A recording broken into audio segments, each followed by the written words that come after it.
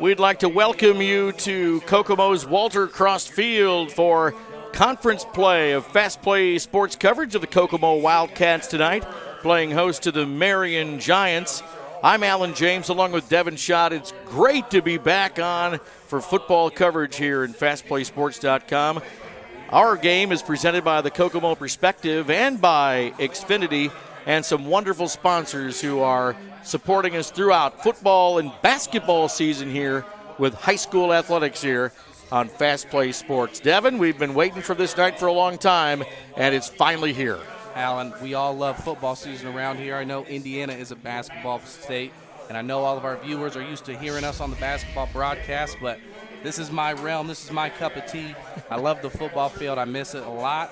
I was a former Wildcat. I played, graduated in 2010 under Brett Colby.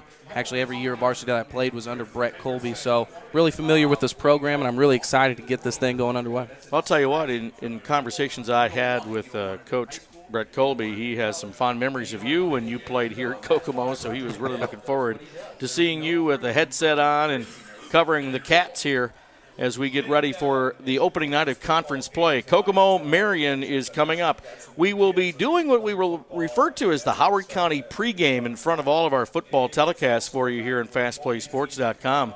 We are excited to shed light on the programs at Eastern, Taylor, Northwestern, and Western high schools in our pregame, and we'll be touching upon what is really the last year of the MIC conference as we've known it for years and years. So there's going to be some moments where we're going to have some footage for you to see. And, of course, we do have a few county games in our schedule here with Friday night football games here on Fast Play Sports. So we'll look forward to doing those as well.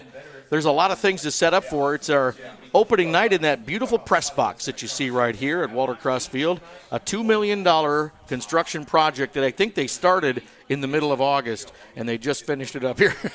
Yeah, I tell you what. It took them all summer, really. I walked in these stands for the first time last week, and I thought, I walked into Hogwarts Castle or something. I thought I was in the middle of a Harry Potter shoot. I mean, this is so much different from when we played. I mean, the locker room right now, that was built when I was a senior. It was red, white, and blue. It was really ugly. Now that's painted, and this press box matches. It's a beautiful facility they got here at Kokomo High School. Yeah, it's fantastic, and I feel sorry for all of our crew that are working the game here for Fast Play Sports. They're out in that heat and humidity here on this Friday night.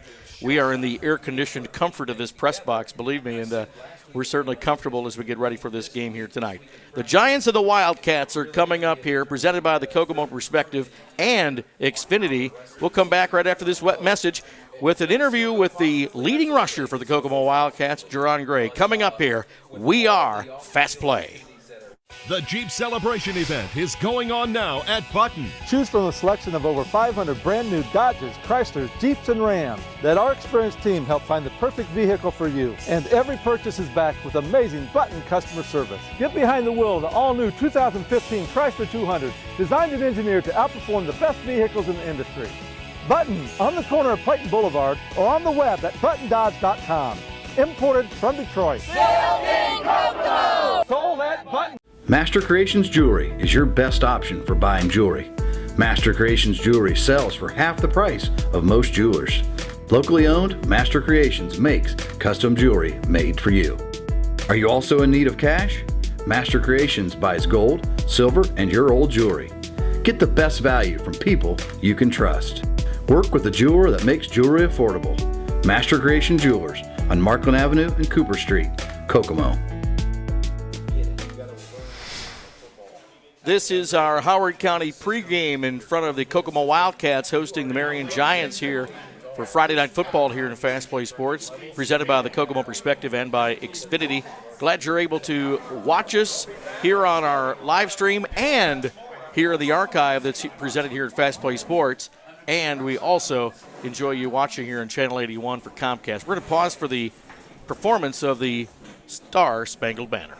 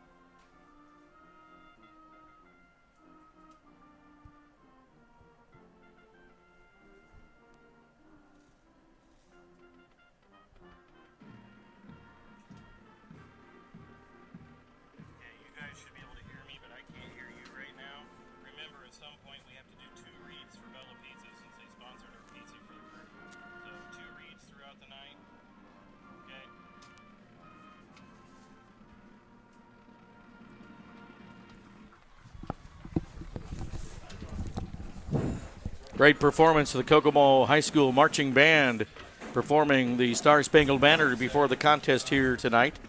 Our Howard County pregame here features some interviews from some players that we were able to get after practice here midweek, Devin. And, of course, one of the kids that's a standout for Kokomo High School this year is junior Jerron Gray.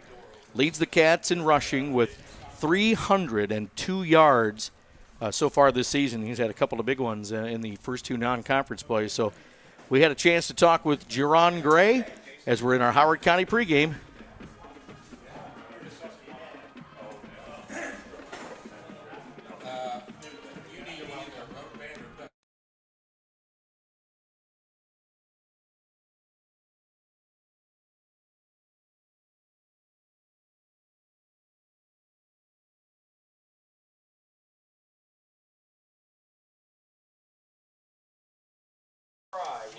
Just look at my shoulder pads. But, man, over 170 yards. You've got over 300 of the season. It's been pretty good so far. Yes, sir. Running behind that big line, working hard in practice every day, blocking with my friend Bo, just working hard every day, getting better. Now, that was a heck of a team last week that you guys faced, and they came back to defeat you guys in game 2 of the season. But that's all non-conference stuff.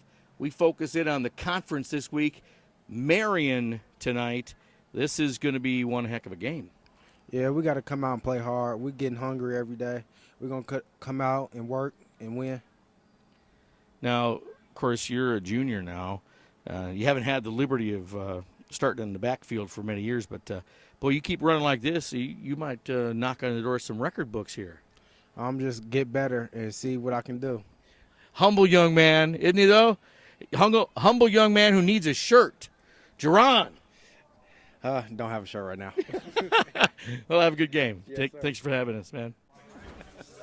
That was Jerron Gray, who we were able to talk to after practice here midweek here for Kokomo. And I'll tell you what, quite a year. So it's a 1-2 punch, really, for Kokomo in the backfield. Jerron Gray and Bo Baker, the senior, really has a chance for some records for Kokomo High School with his play this year. Yeah, Bo Baker's climbing up the record chart right there in the statistical categories of points scored and attempts. I mean, he's right there with Braxton Shell and some of the names like Armand Bridge for some of the great running backs that we've seen with this Coach Colby-style offense, the double tight wing T. And, yeah, both Jerron Gray and Bo Baker, both phenomenal running backs for this style offense. Jordan Holloman has 182 yards rushing so far this season. Keenan Wheeler has 48. And there's a list of people that will carry the ball for the Brett Colby offense here for Kokomo High School. But they actually have a lot to pay forward with a humongous offensive line that Kokomo features. You're looking at really a line of underclassmen. There's only one senior blocking for Kokomo High School, and that's big number 72, Andrew Doherty. He's 6'2", 285 pounds. And then you have a list of juniors here: Jamal Kasem, Carson Gear, Trayvon Valencia, Camille Belt. He's a sophomore, actually. And we had a chance to talk to two of these outstanding linemen before we got into the game. And one of them was the tight end Marcel Kenner and Andrew Doherty, who talked to these big boys here in our Howard County pregame. As our Howard County pregame continues, we mentioned with Jerron Gray that it's a big offensive line for Kokomo High School this year, and we thought we'd get a couple of those big lugs out here and talk to them here in our pregame show, introducing a couple of key linemen on the Kokomo line. We've got Andrew Doherty and, of course, Marcel Kenner. And how you guys doing? I'm doing pretty good. You say big. Now, tell everybody your dimensions so they know how big you are. I'm 6'3", 295. Ooh, that's good to run behind right there. Marcel? I'm about 6'1", 250. These are big boys, and they've been making holes for Bo Baker, Jerron Gray. Combined, these guys are over 500 yards offense in just 2 games, and now we start conference play, and now it gets real serious, doesn't it? Yes, sir. Very serious. It's time to take it to the next level. Now, you guys played a Fort Wayne team last week that is ranked in the top 10 in the state of Indiana. What'd you learn from that experience last week? That just because we get in the lead doesn't mean we let up at all. We still got to keep on going 100% all the way to the end of the fourth quarter. How about you, Marcel? Just got to finish the game. That's basically all it is. We got to finish the game. You felt that you didn't? You felt you let up a little bit in that game with that big lead at halftime, or what? Yeah. They're taking it. So now it's time to redeem yourself against Marion. Yes, sir. Fundamentally, how do you feel? We feel pretty good. We've worked hard all week so far, and we look forward to play Marion. All right. Big boys on the line, senior and a junior. Speak for the juniors one more time. Juniors run everything. You got to love their spirit. And they got a conference game against Marion. This is when it gets serious here at the NCC. Watch these guys make some holes for those running backs here tonight. Humorous bunch there as we talk about the juniors here for Kokomo High School. And, you know, the junior Jerron Gray runs the ball, and Marcel Kenner may actually have something about how the juniors rule here at Kokomo High School. We'll see how that works out. And you talking about the youth of the offensive line, and one thing it's really important that they get multiple years together, because the offensive line schemes for this offense, it seems like it might be really simple, but it's not. Every front you face is completely different, whether it be a 6-man, a 5-man, a 4-man, a 3-man, and you have different blocking schemes for each front you see, and it's tough to see. So it's great to see a group of juniors that are going to have that year of experience under the belt going into next year, because I tell you what, as we progress through Coach Colby's years, we got so much better each year, and these kids are just going to be that much better next year. Well, speaking of the years of Brett Colby here as head coach at Kokomo High School, his experience against the Marion Giants has been 100% victorious. And he's been coaching Kokomo since the start of the 2007 season. And, of course, that first year, a team, I guess you would have been probably a sophomore that year, maybe, were you? Was that about what year was that? The sophomore year when Colby came in? Colby's first year was my sophomore year. Yeah. So Kokomo beat Marion that year 55-28. In 2008, Kokomo was victorious 49-13. In 2009, it was a big win, 70-25. In 2010, Kokomo won in a nail-biter, 28-27. 2011, it was a 49-7 win for Kokomo. In 2012, 40-22. And last year's campaign actually put Kokomo on top 56-6. So when you think about the head coach of Marion, Ryan Vermillion, he hasn't had a chance to beat these cats himself. So will he have the Marion Giants ready to play Kokomo tonight? We'll have to wait and see. As you look at the standings in the NCC, as the 2 first weeks of non-conference play were accomplished, it's really got McCutcheon with 2 wins on top of the conference right now, but this is conference play starting tonight. Kokomo's 1-1, Logansport's 1-1, Richmond's 1-1, Marion is 1-1. And this is the kickoff for NCC play tonight, so it's going to be a good contest between these 2 teams. Yeah, I think it's definitely going to be a great contest. Both of them have a new wind of enthusiasm going into this game. Conference, it means a lot. You want to win those 7 conference games. or whatever's on the schedule. You want to be undefeated because that's definitely the first goal of the season going into the year is winning conference. You win conference, and then the goals after that become get deep in the playoffs and hopefully play deep in November. Well, this is our Howard County pregame for this week, and we'll be, of course, venturing out and seeing some of the county schools in our pregame, and we've got county school coverage coming up throughout this season as well. It's football time coming up, and they'll be ready for the kickoff here in a few minutes. We'll take a quick commercial break, and we'll be back to start the game here at FastPlaySports.com, presented by the Kokomo Perspective and by Xfinity. We are Fast Play. KT Sports will give you the latest in local sports scores, news, and features right where you want them, in the Kokomo Tribune and at KokomoTribune.com. KT Sports will bring you last night's touchdown passes, smashes and saves, and a preview of what you can expect at the latest tennis match and cross-country finish line. Your neighbor's kids, your son, your niece, your grandkids, KT Sports will bring their games right to your doorstep. Positively part of the game, KT Sports. Back we are at Walter Cross Field for Fast Play Sports coverage of Indiana High School football here tonight. We're presented by the Kokomo Perspective and by Xfinity. We enjoy the fact that you're watching us here in high definition here with Fast Play Sports. I'm Alan James along with Devin Schott, and we are ready to begin here, waiting for the Marion Giants to come out of the locker room, and they're about to enter the field right now, and we'll be ready for kickoff. It's going to be a good one here tonight. Quite warm. I think our high temperature this afternoon was around 93 degrees. It's incredibly humid for this ball game tonight.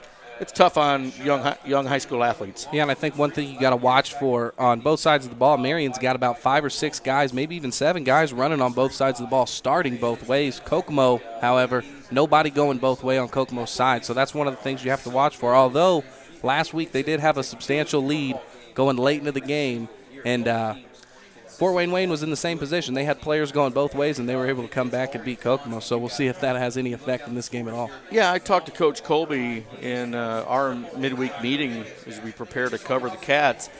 And, you know, he was really incredibly proud of his players last week. You know, you're playing a ranked team in 5A in Indiana, and that was a great test for the Cats. I mean, as Coach Colby explained it to me, as he approached the game, it's like, hey, who would you rather play in your non-conference game before you start conference play? Somebody who you can just walk through and make it easier, or do you want to play one of the toughest football programs that's in the state this year?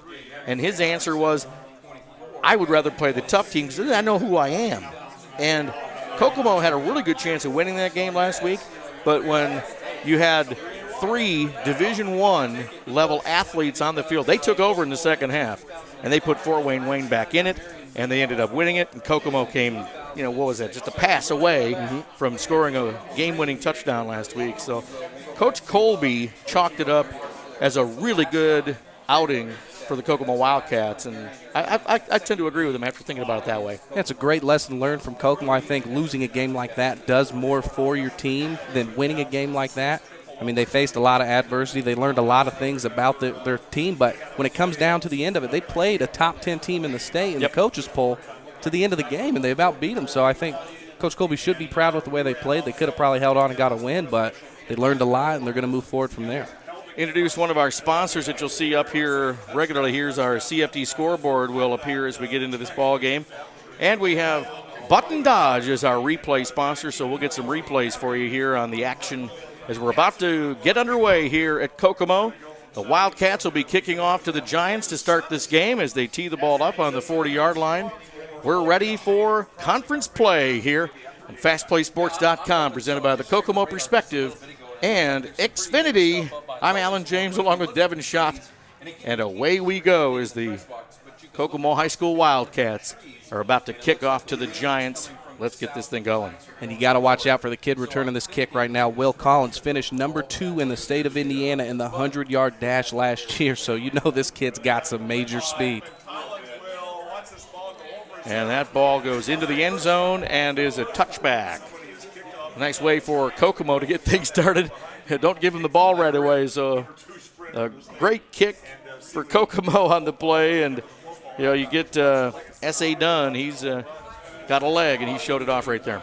Yeah, he's a soccer player here at Kokomo High School. S.A. Dunn, great baseball player as well. I got to watch him a lot last spring play baseball. He's probably one of Kokomo's better players, shortstop.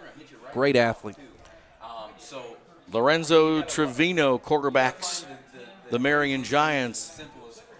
He's in a shotgun formation as they take the first snap of the ball game. Going to hand it off this time, and really no place to go as the Kokomo defense definitely swarms, led by Jerron Gray, who's playing a little bit of wideout for Kokomo on defense. He's one of those guys that he's playing both ways for the Cats, and he's in on that tackle.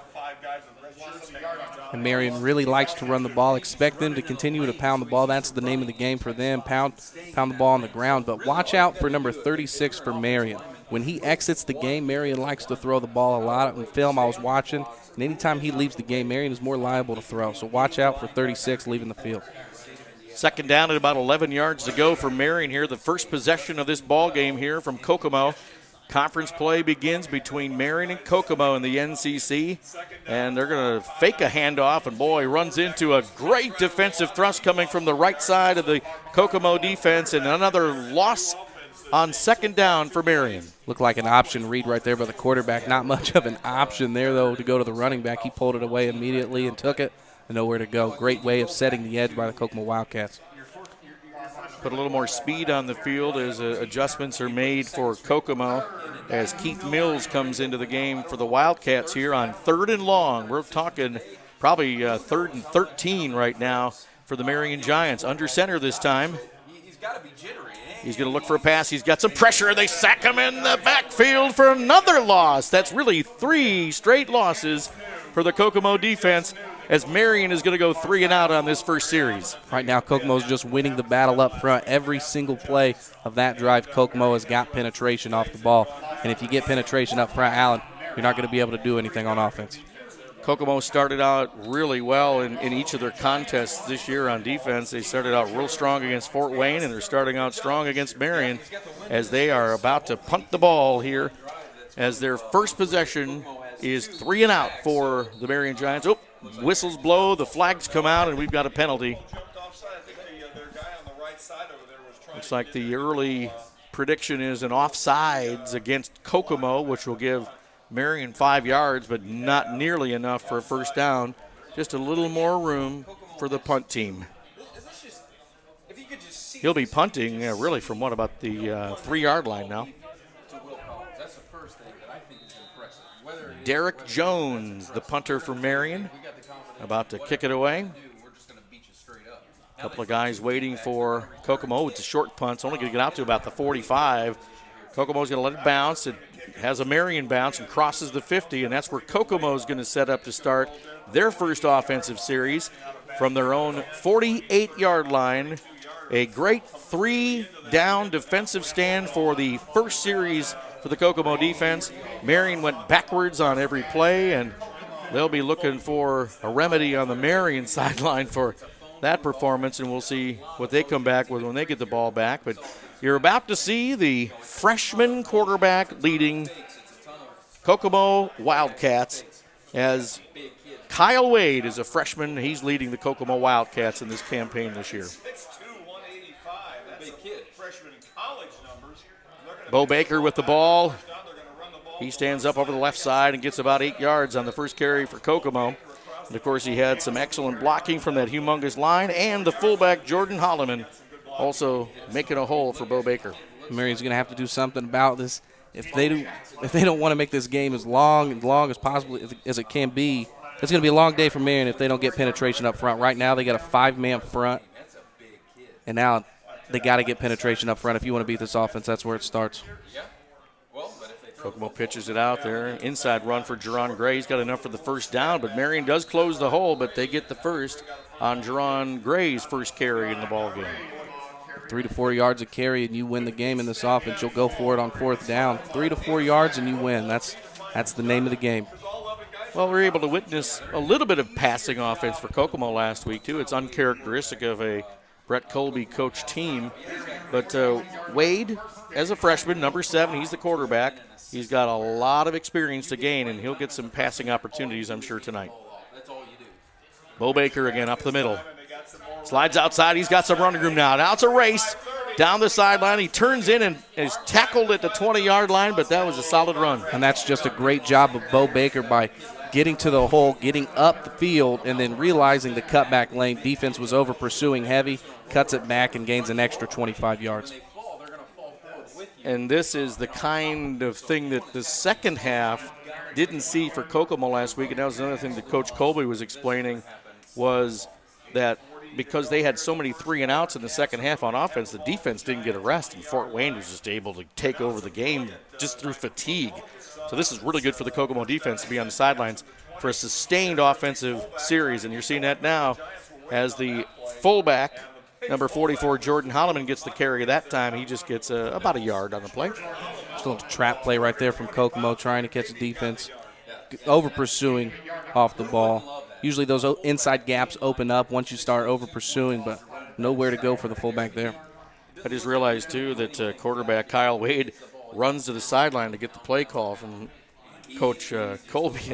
He's running sprints every play back and forth to get the play call, so he's got a lot of running to do in this game. Speaking of running, Bo Baker looks for a hole. He finds one. Now he's going to get outside. He's got a chance to go inside the 5 and 2, about the 3-yard line for Bo Baker. Yeah, right there you can see his yards after contact. That's a stat that Bo Baker just fills up every week. You got to realize anytime he gets contact made in the backfield and still gets 30 yards, that's a great play by Bo Baker, and he seems to do that a lot. Last play, this play here, he was contacted with about 5 yards gain only, putting up 10+. First and goal for the Kokomo Wildcats from the 3-yard line now as they come to the line, and they have been positive yards on every play here since they've had the ball. Line of scrimmage goes to Baker. Baker stands up and scores the touchdown. That was easy for Kokomo, wasn't it? Yep, three powers right in a row, right to the left side. Bo Baker scoring pretty easy right there for Kokomo. Marion's got to come up with some type of solution to slow down this Kokomo offense. Take a look at perhaps a button dodge replay on that. I don't think that Bo Baker even was touched by a defender from Marion going into the end zone, and they're looking like they're going to go for 2 here as the flag is running down the track for the Kokomo Wildcats after their opening score here in this big conference game between Kokomo and Marion here at Kokomo tonight. And there's Bo Baker with the pitch. He meets the defensive line and he gets the ball across the line, and it's good for a 2-point conversion for the Wildcats. And they now lead this game 8-0 after their first possession here in the first half. And the same exact play right there. Coach Colby's telling them, if you can't stop it, we're going to run it continuously until you do. And I remember plenty of times where we'd go out on offense and Coach Colby would tell us, hey, you're going to run power 10 times in a row. If you don't score, you're going to do sprints next week. So that's one of those things that you learn. I mean, you really get better when you know it's coming, and you know it's coming, you can't stop it. What else are you going to do? Our CFD scoreboard, Kokomo gets on the board first with that great touchdown after a methodical drive that started on their own 48. So they get 52 yards of offense on their first series, and they lead this game 8-0 as we turn around and get ready to kick it right back to Marion. And we'll see just what the Giants coaching staff has done and trying to solve the breakdowns that they saw in their first series because they went backwards on every play. Well, I imagine they're going to go with a little different look, maybe throw the ball a little more. Kokomo was pretty aggressive there last time on the defensive side, but until that happens, until they do something to stop that, I see Kokomo maintaining this aggressive composure and taking Marion in the backfield.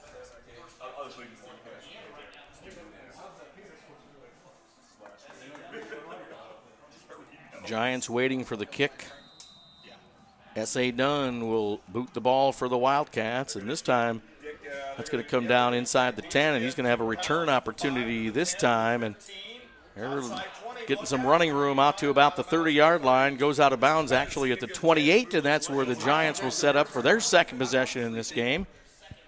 And we remind you that this is their second possession, and they went backwards on every play.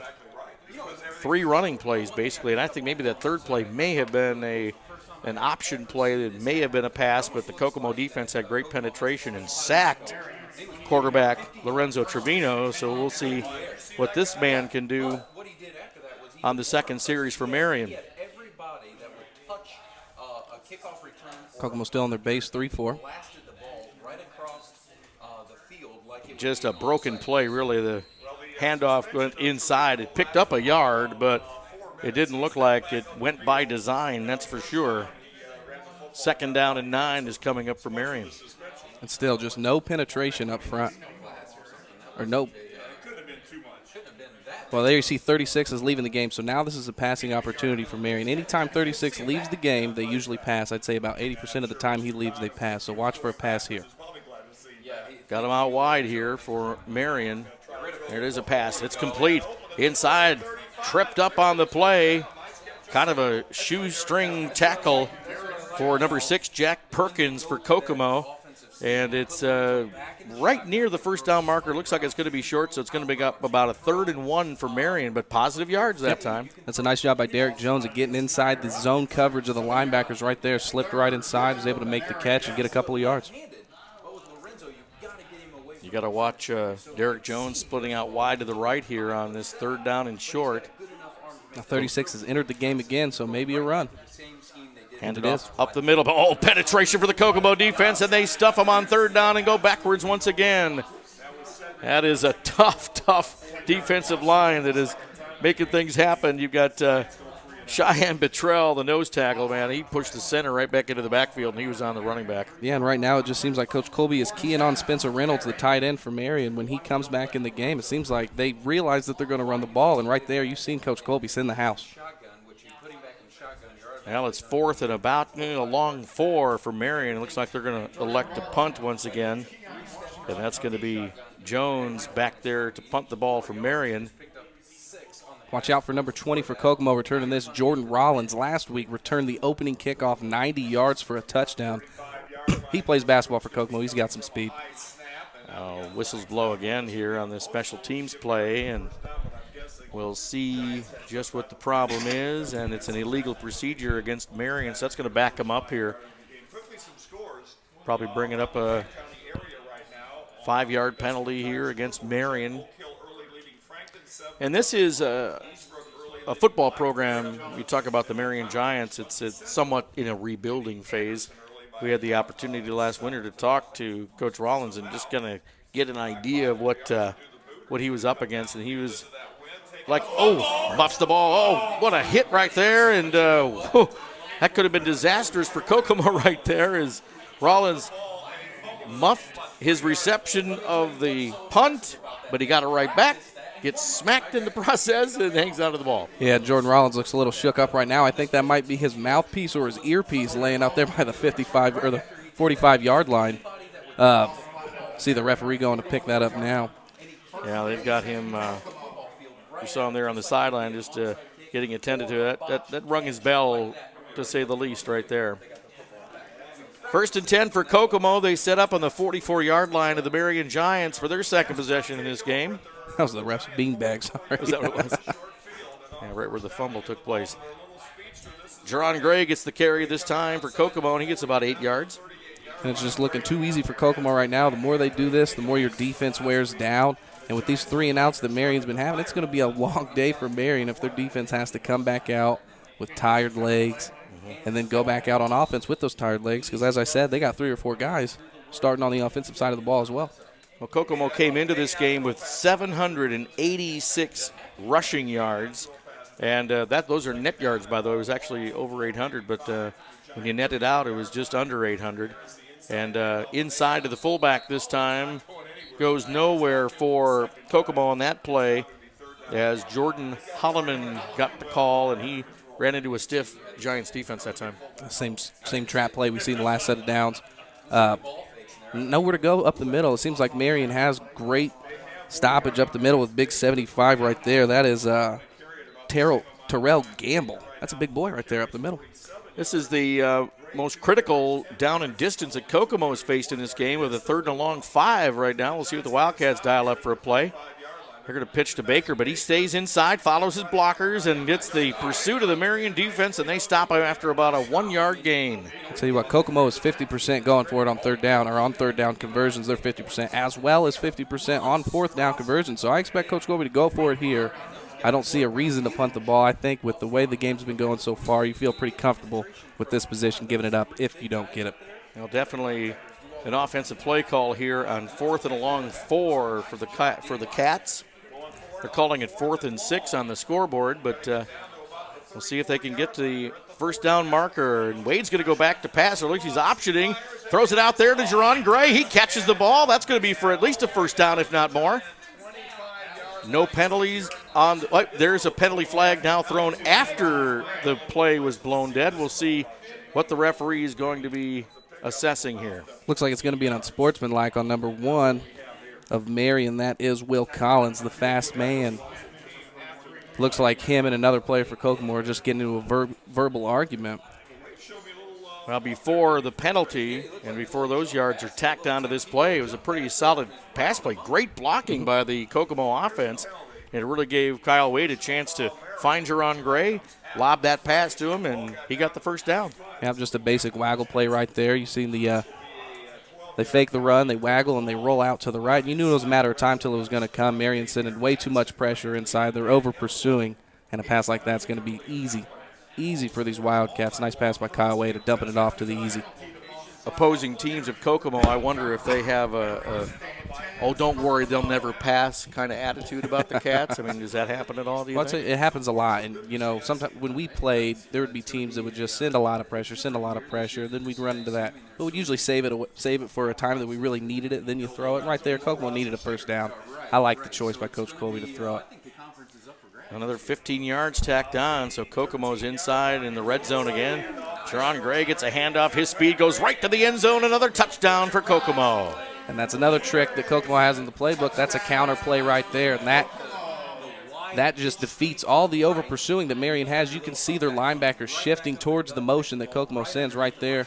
They go towards the motion. Jerron Gray slips in for the counter, untouched to the end zone. Yeah, give credit to Belt and, of course, Kenner blocking for Jerron Gray on that play. They got downfield, made some great blocks, opened up an easy hole for Gray to get the touchdown for Kokomo. Yeah, I really like Marcel Kenner. Big body.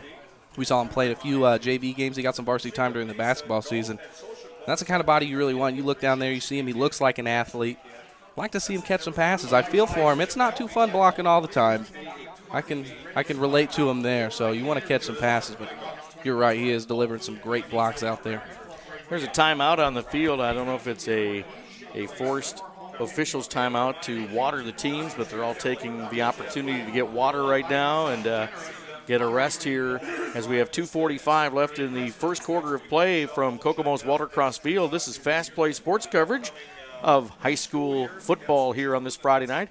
Conference play begins across the state, and these are big games here tonight as Marion is on the road facing Kokomo here tonight, and they are being dealt a serious offensive line that's got some good size and some speedsters in the backfield, including Bo Baker and Jerron Gray, and Marion doesn't have an answer for those guys just yet. Yeah, Marion's pretty young themselves. I'm looking at their lineup here. Not a lot of seniors, so that's a good thing. If you're Marion's coach, look forward to next year. It's a building year for them. Fullback this time gets across for the two-point conversion. So in our CFD investment scoreboard, it's Kokomo 16, Marion 0. And again, we still have 2:45 to go here in the first quarter of play. Our telecast, webcast, and all the bells and whistles in high definition for you, presented by the Kokomo Perspective and by Xfinity. Glad to have all of our assets with us here for football, and we welcome all of our sponsors who have come on board to support our webcasting and telecasting of high school football. Mainstay for us is Kokomo home games this year, but we've got a few road games as well for county schools that we'll be following, as we'll be visiting Northwestern and, of course, Western. And those MIC teams get some love from Fast Play Sports, that's for sure. And those teams are celebrating a final year of a conference that'll split up after this football and basketball year. And in 2015, 2016, it'll be a new design for the history of the county schools and where they play their high school athletics.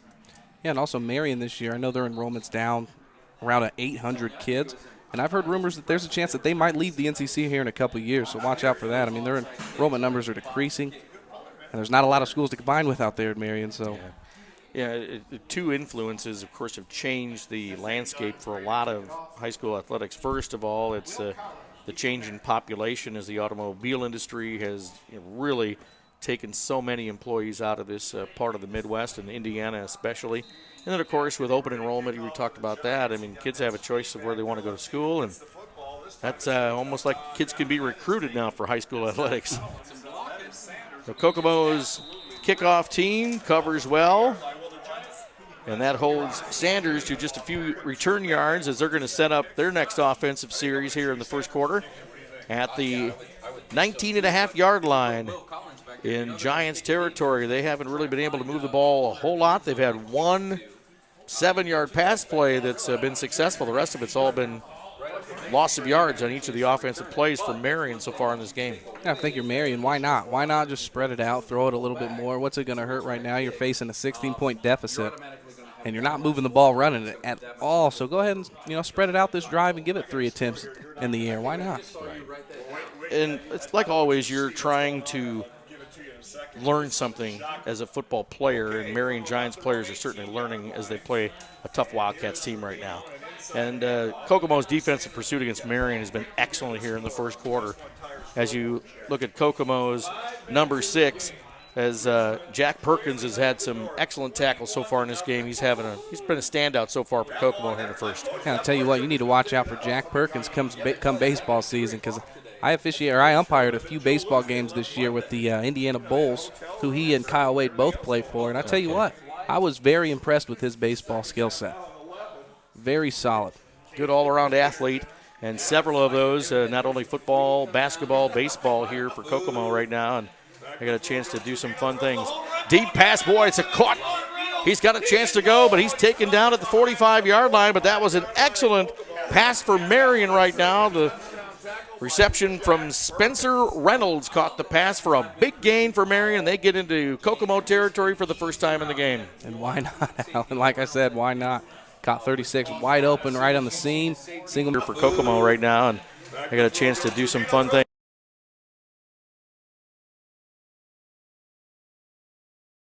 Kokomo able to, as we saw on the Button Dodge replay, great gain for Marion right there. Flag on the play, and I think they're going to call a motion penalty against Marion, or maybe an illegal formation, too many people on the field. The refs 12 on the counting field. 12 men on the field. That's Yep. what it is. So we're going to see a Giants penalty marched off here as they are 1st and 10.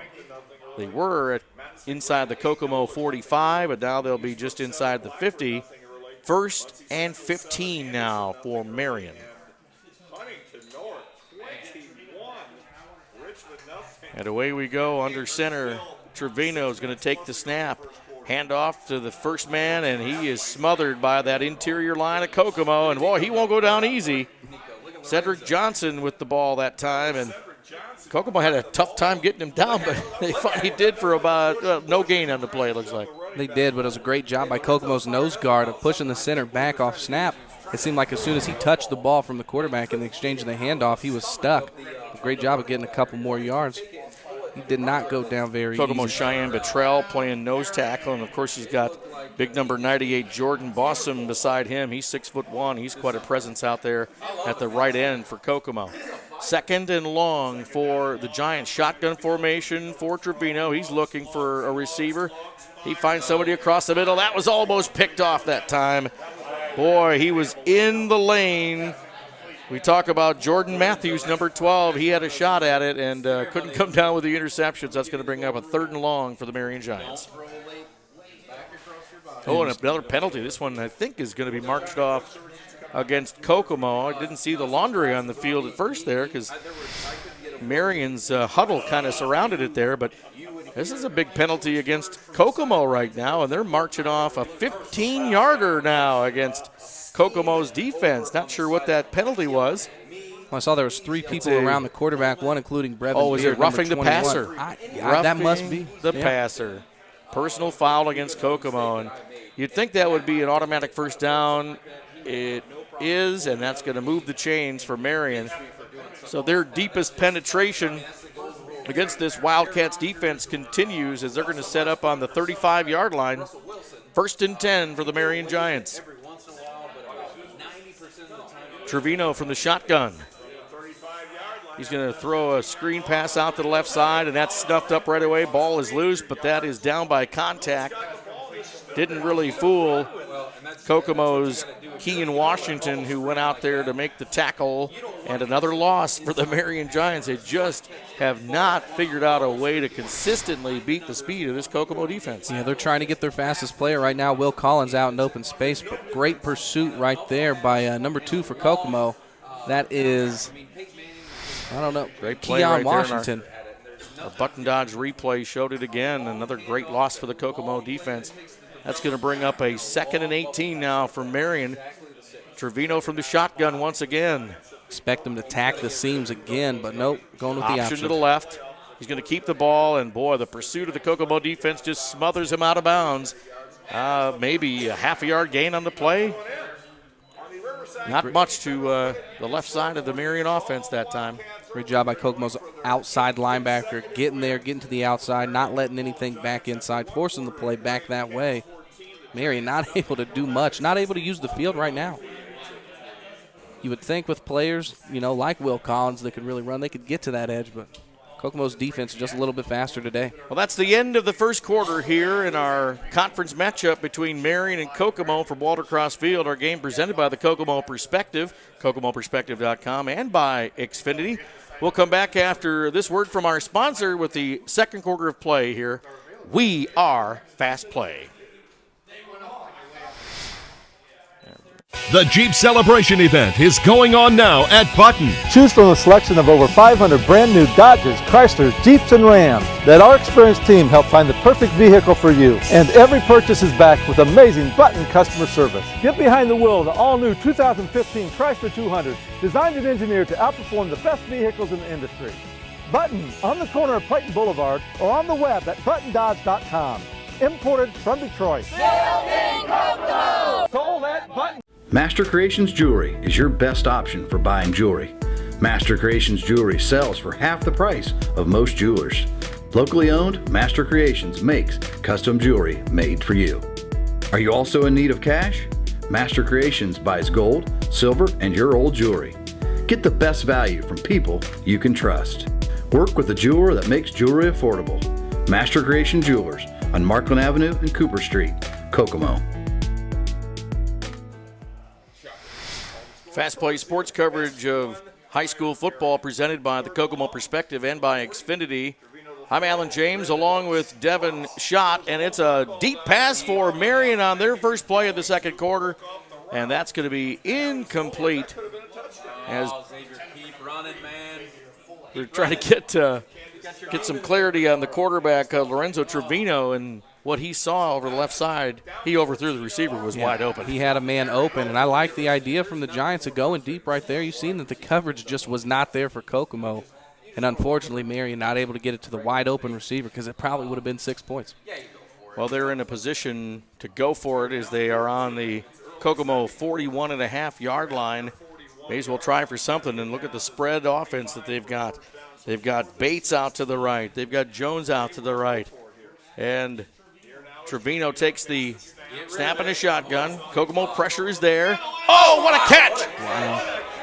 That was an awesome catch by Derek Jones for Marion, and he had all kinds of coverage from Jack Perkins. We look at the button dodge replay, and there it is. Look at this collision. Boom! Down by contact. First down for Marion. And that's a great job of Derek Jones by going up to get that ball at its highest point, catching it and just coming down with it. Tell you what, he made contact with the ground pretty hard right there, still able to keep the ball in possession. Yeah, needs to take a breather here, but he's 6'3", so he was up against Jack Perkins, who's only 6 foot, so that was an advantage Marion right there, and they got the first down. Back to the running game as they go to the right side, and boy, Kokomo's defensive line will say, we don't want to have any of that, as Sanders couldn't get anywhere from Marion that time, and a swarm of Kokomo defenders is right there to stop him. This has been the case all game. Marion has not got any yards on the ground. I think they just need to keep throwing the ball. They're open down the field. It's just a matter of quarterback getting the ball to his receivers, because I tell you what, I don't think Coach Colby's getting out of this defensive scheme all game. Yeah, Trevino is a sophomore quarterback. He stands 5'8", and kind of reminds you of Maybe the New Orleans Saints quarterback Drew Brees a little bit, eh? Boy, the timing pass right there, and I thought the ball was well delivered, but Bates for Marion wasn't ready for it, and he didn't see the ball coming. Coverage is soft. Kokomo's playing deep on the corners right there. Jordan Rollins was playing 6 yards off the receiver. I mean, coverage is really soft. Marion has the ability to throw the ball right now. It's just a matter of not connecting. This is a 3rd down and 12 play for Marion. Deepest penetration against Kokomo in this whole game as they are at the Kokomo 26-yard line. 3rd down play. Under center is Trevino.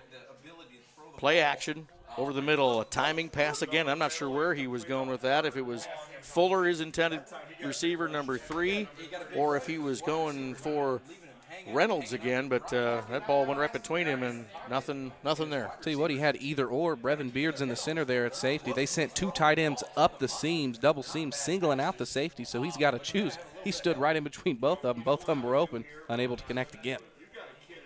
4th down play coming up for Marion, and they were successful on a 4th down conversion with a deep pass this last time, and they're going to spread out that Kokomo defense on this play once again. Reverse the sides.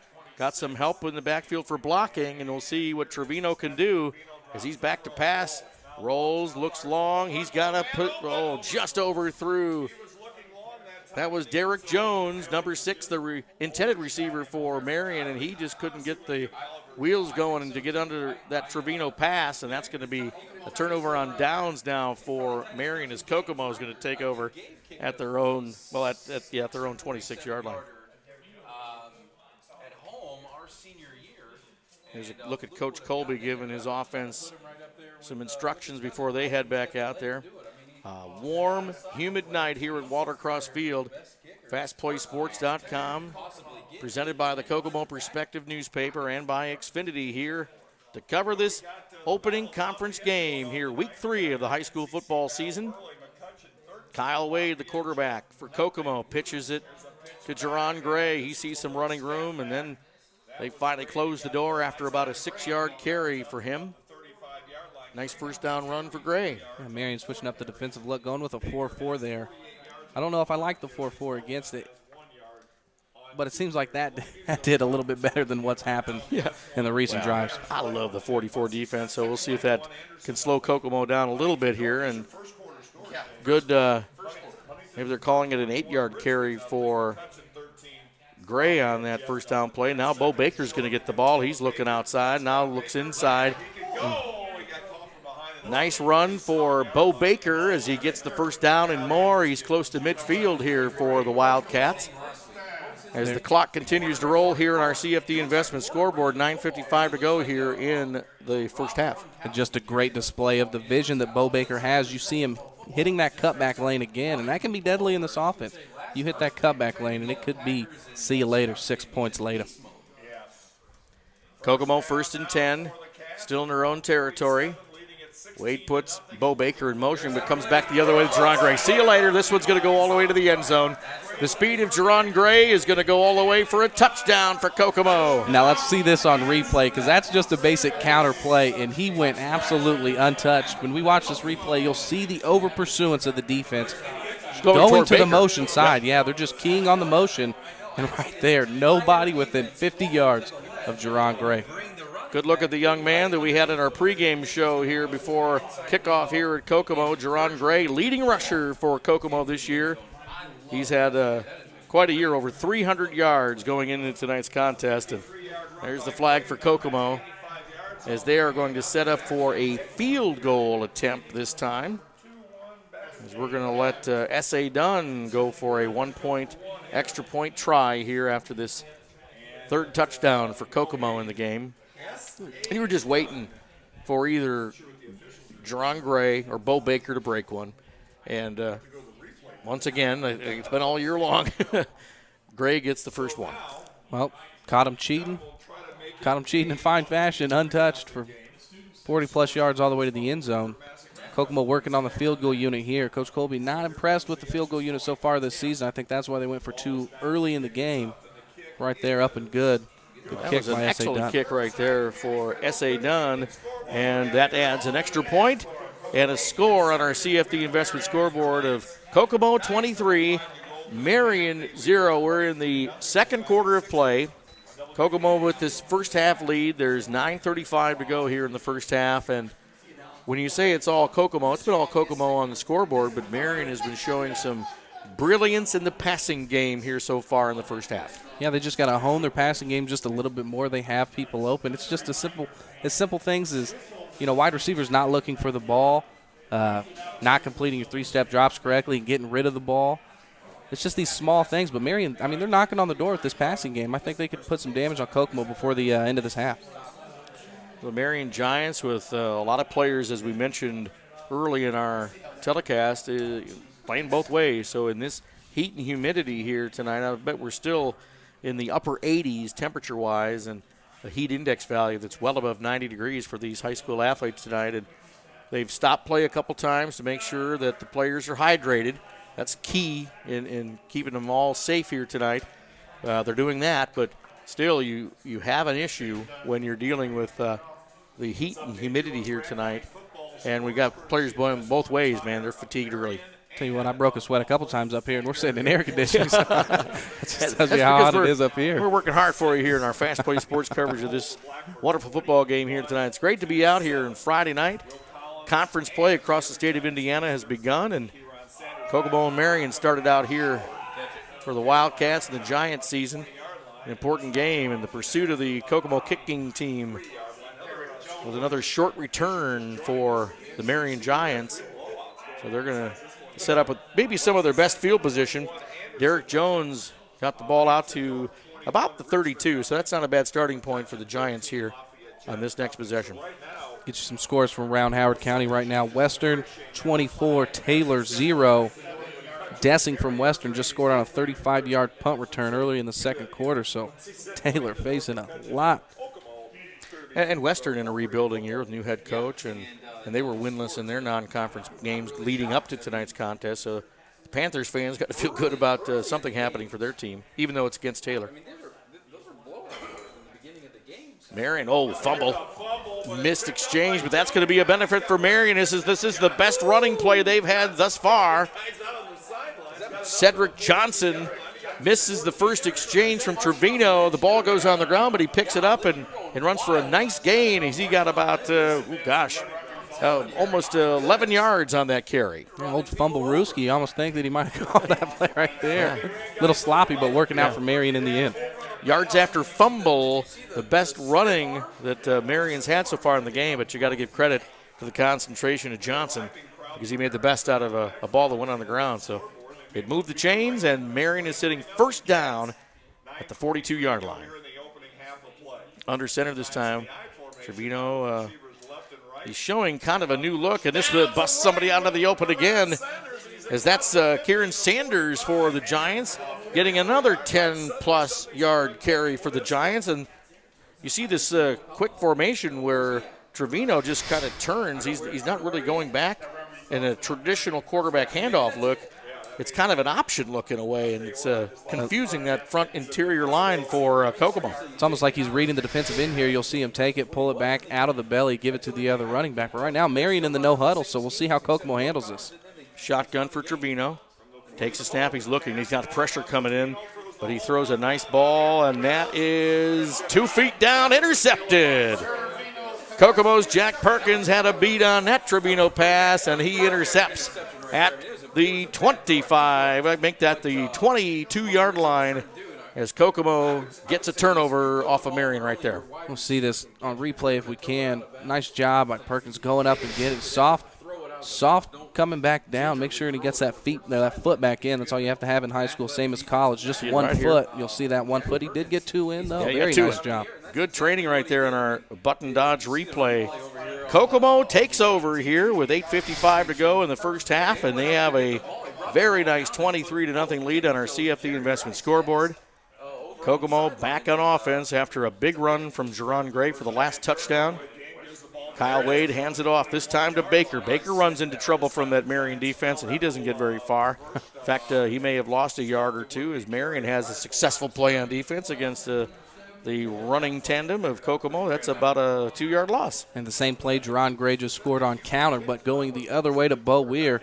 Marion refuses to be fooled again right there. Nice stop by the Giants.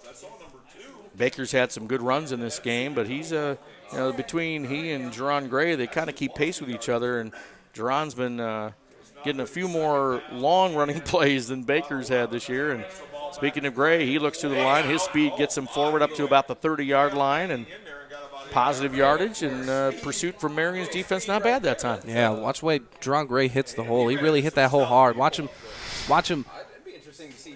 receive the pass or receive the pitch here, and watch him get upfield. He is straight upfield, lowering the shoulder, getting those 2 extra yards. Those could be meaningful right here on this 3rd down.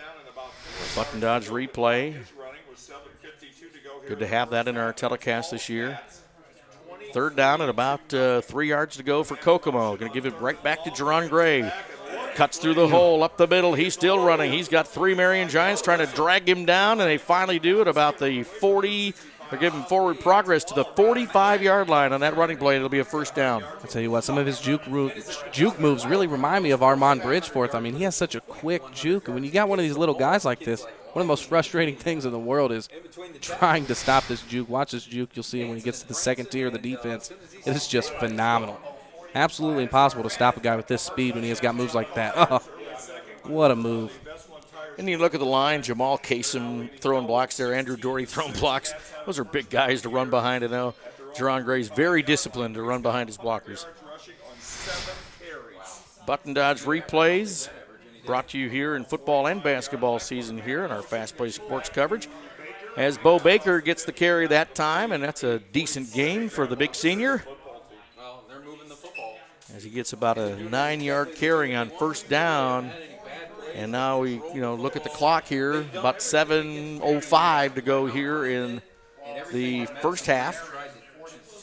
I was a little ahead of the clock there if you're looking down at it right now. Or see if the scoreboard has Kokomo up 23-0. They have the ball. They've crossed over into Giants territory at the 46-yard line. 2nd down run. This is the fullback. He's got a big wide open run. He gets across the 35.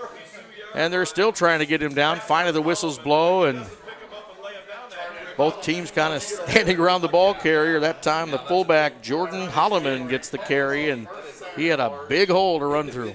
That was really the first time that Kokomo's done anything with that play all game besides the 2-point conversion that Holloman converted earlier, but nice job of getting through the hole. Holloman, number 44, stands 6 foot tall, 220 pounds. That's a good load in the backfield at any level. He's a tough player. Kyle Wade under center for Kokomo. Quarterback is now looking for a pass. He's looking down the field. He's going to throw deep, out of bounds. Intended for Marcel Kenner, but that ball let him out of bounds. There was no chance for a completion on that play, so that's going to bring up 2nd down. I'll tell you what, that's a veteran move by Kyle Wade right there to place that ball right there. Marcel Kenner was open, but he made sure that he did not place this ball anywhere near a defender. It was out of bounds, but yes, if Marcel Kenner's going to make this catch, it's out of the way from any defender. Yeah. That's a great pass by Kyle Wade. It wasn't bad, and it's a freshman quarterback featured in our Button Dodge replay. 2nd and 10 for the Cats, and they have had a couple of attempts in the passing game here. I think it surprised Marion both times it's happened. Pitch it to Bo Baker. He's looking for room now. He could be off to the races, across the 20. He's going to make it to the end zone after a leap, and are they going to give him the touchdown? They do. All right. Bo Baker gets into the end zone for Kokomo, and that was a nice show of speed for the big senior. I'm feeling some reminiscence of Braxton Shelton here. He was always the one that was getting aerial back in the day. Nice job by Bo Baker. Watch Baker explode with speed here. He goes up the middle here. Realizes the cutback lane. Sees the hole, and look at that. He's got 3 Marion Giants to outrun to the pylon, and boom, touchdown. Our Button Dodge replay says it all. Bo Baker with another score here in his great season so far in his senior campaign for the Wildcats. Looks like the referees are putting another water break into the play here. Nope, that's actually a Kokomo timeout, or a Marion timeout, sorry, as they're getting their special teams organized here for the. And we were looking at the replay. Did they do a conversion play? Did we miss that? We did not. I actually saw a hanky on the field. I don't know if that had any significance did they in take the game. I'm sorry, man. They've taken the score off the board, and they called a penalty against Kokomo. So that play we've been talking about and replaying is erased. And I don't think we it looks like there's signal on what the call was. You're looking at the officials now. That's Olin Roberts, Charles Dempsey, Tim Shapley, Dan Larson, and Brent Welsh are officials for the night. We're not sure where that. We're too busy watching the replay and a brilliant run by Bo Baker, but there was a 15-yard. Looks like a 15-yarder. Is that what it equates to here? Here's the replay again as we see Baker go up the middle, but we don't know where the penalty comes into the mix. I guess there was a block to the ground over there. They may have called a holding or something, perhaps. Never did see what the penalty was. Yeah. It was a beautiful run by Bo Baker, but that's coming off the board. So 23-0 is the score on our CFD investment scoreboard, and this is going to be a 2nd and 20 now for Kokomo, and perhaps just a 10-yard penalty was marked off against the Wildcats. Kokomo spreading it out now. See some passing. Shotgun formation. Out in the flat to Jerron Gray, who makes a beautiful move, looking for a block to finish this run, and he's still going. He gets across the 15-yard line, and what a run for Jerron Gray. I tell you what, I mean, I've seen some great running backs come through here. As we said, Armand Bridgeforth, Braxton Shelton. I mean, Justin Patterson. I've never seen this, Alan. Look at that. This is disgusting. I about puked up here in the booth. This is a filthy, filthy display of Jerron Gray to make these. Oh, my goodness. And he says that in jest, folks. Filthy means the opposite. It means it's beautiful. Yes. So that was a beautiful swing pass out to the right flat, and Jerron Gray gets Kokomo a first down, 1st and 10. Put the ball right there on the 13-yard line. Great mature pass from the quarterback, Wade, and the fullback gets it down to about the 1-yard line for Kokomo. Give that credit to Holloman and an awesome offensive line. Kasem, Gear, Valencia, Belton, Doherty pushing that Marion defensive line out of the way. Check out the line blocking on this button dodge replay. Incredible blocking. Look at that wall. You and I could run the ball into the end zone with that right there. Nice saving tackle by Jones for Marion, but that was pretty close to a touchdown. Now you have 1st and goal right here at the 1 for the Kokomo Wildcats, and overcoming the penalty that took the score off the board for Bo Baker. And Holloman gets to finish it with a touchdown for Kokomo, and now you can put the points back up on the board. No penalty flags on that play. Watch the Wildcats come off the field after that latest touchdown. You know, we were watching that Bo Baker touchdown that came off the scoreboard, and there goes the Cats leg again. But we were so engrossed in that we didn't catch up on the penalty, but it's all been made good here. Another field goal attempt coming for Kokomo with S.A. Dunn ready to kick another field goal. Matthews holds, the ball is up, and it is to the left, no good. So we have a second half score on our CFD investment scoreboard. Kokomo 29, Marion 0, with 5:10 to go here in the first half.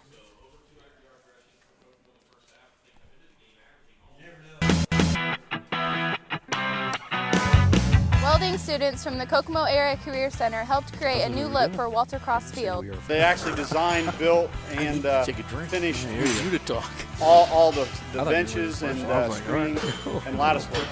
Hardest part of the project, the benches, personally, was probably would have been the overhead welds I had to do when I was welding underneath the bench. It kind of makes me happy. I mean, to see that it's out somewhere so people can see it. Back we are at Walter Cross Field after another Kokomo touchdown as they lead the contest here on our CFD investment scoreboard by 29-0 here as they're going to kick off to Marion. It's been all Kokomo, as the scoreboard would certainly show, but Marion's had some bright points in this game. Got to give the Giants credit for their young team getting better here under the leadership of Coach Ryan Vermillion. Getting the kids in the weight room in the offseason, all these things are important to building a good high school football program, especially when you're playing at this level in Indiana.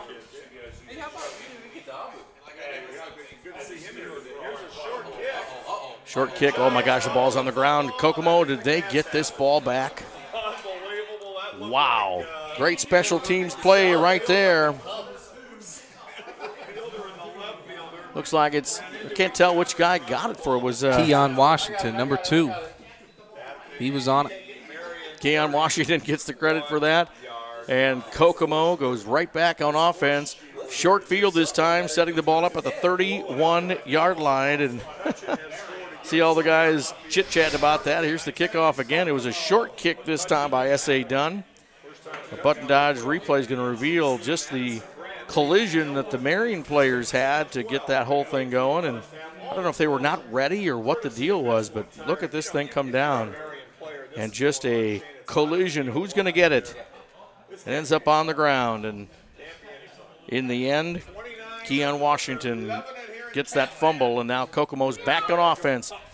Kyle Wade, number 7, quarterbacking under center. Well, that might be a busted play. He was looking for somebody to hand the ball to and ends up falling forward for about a 1-yard gain for Kokomo. I don't think that was what was called by the coach. Well, there's a play in Kokomo's playbook that's similar to that, designed for the quarterback to keep it. I don't think that was it. I think you're right, that was a busted play. I saw some pointing by Coach Colby from the sideline as he was sending the play in with Jerron Gray, and he certainly was throwing some discipline toward his team. So that was a busted play. You never like to see that when you're coaching. He's never really short for words, that's a couple for sure. yards he fell for here. Now he hands off to Holloman, and one of the big fullback gets a few yards before Marion shuts him down, but they don't get him to the ground. They just stop his forward progress. Takes about 5 people to do that, too. Holloman, probably one of the bigger boys out on the field other than the defensive lineman right now.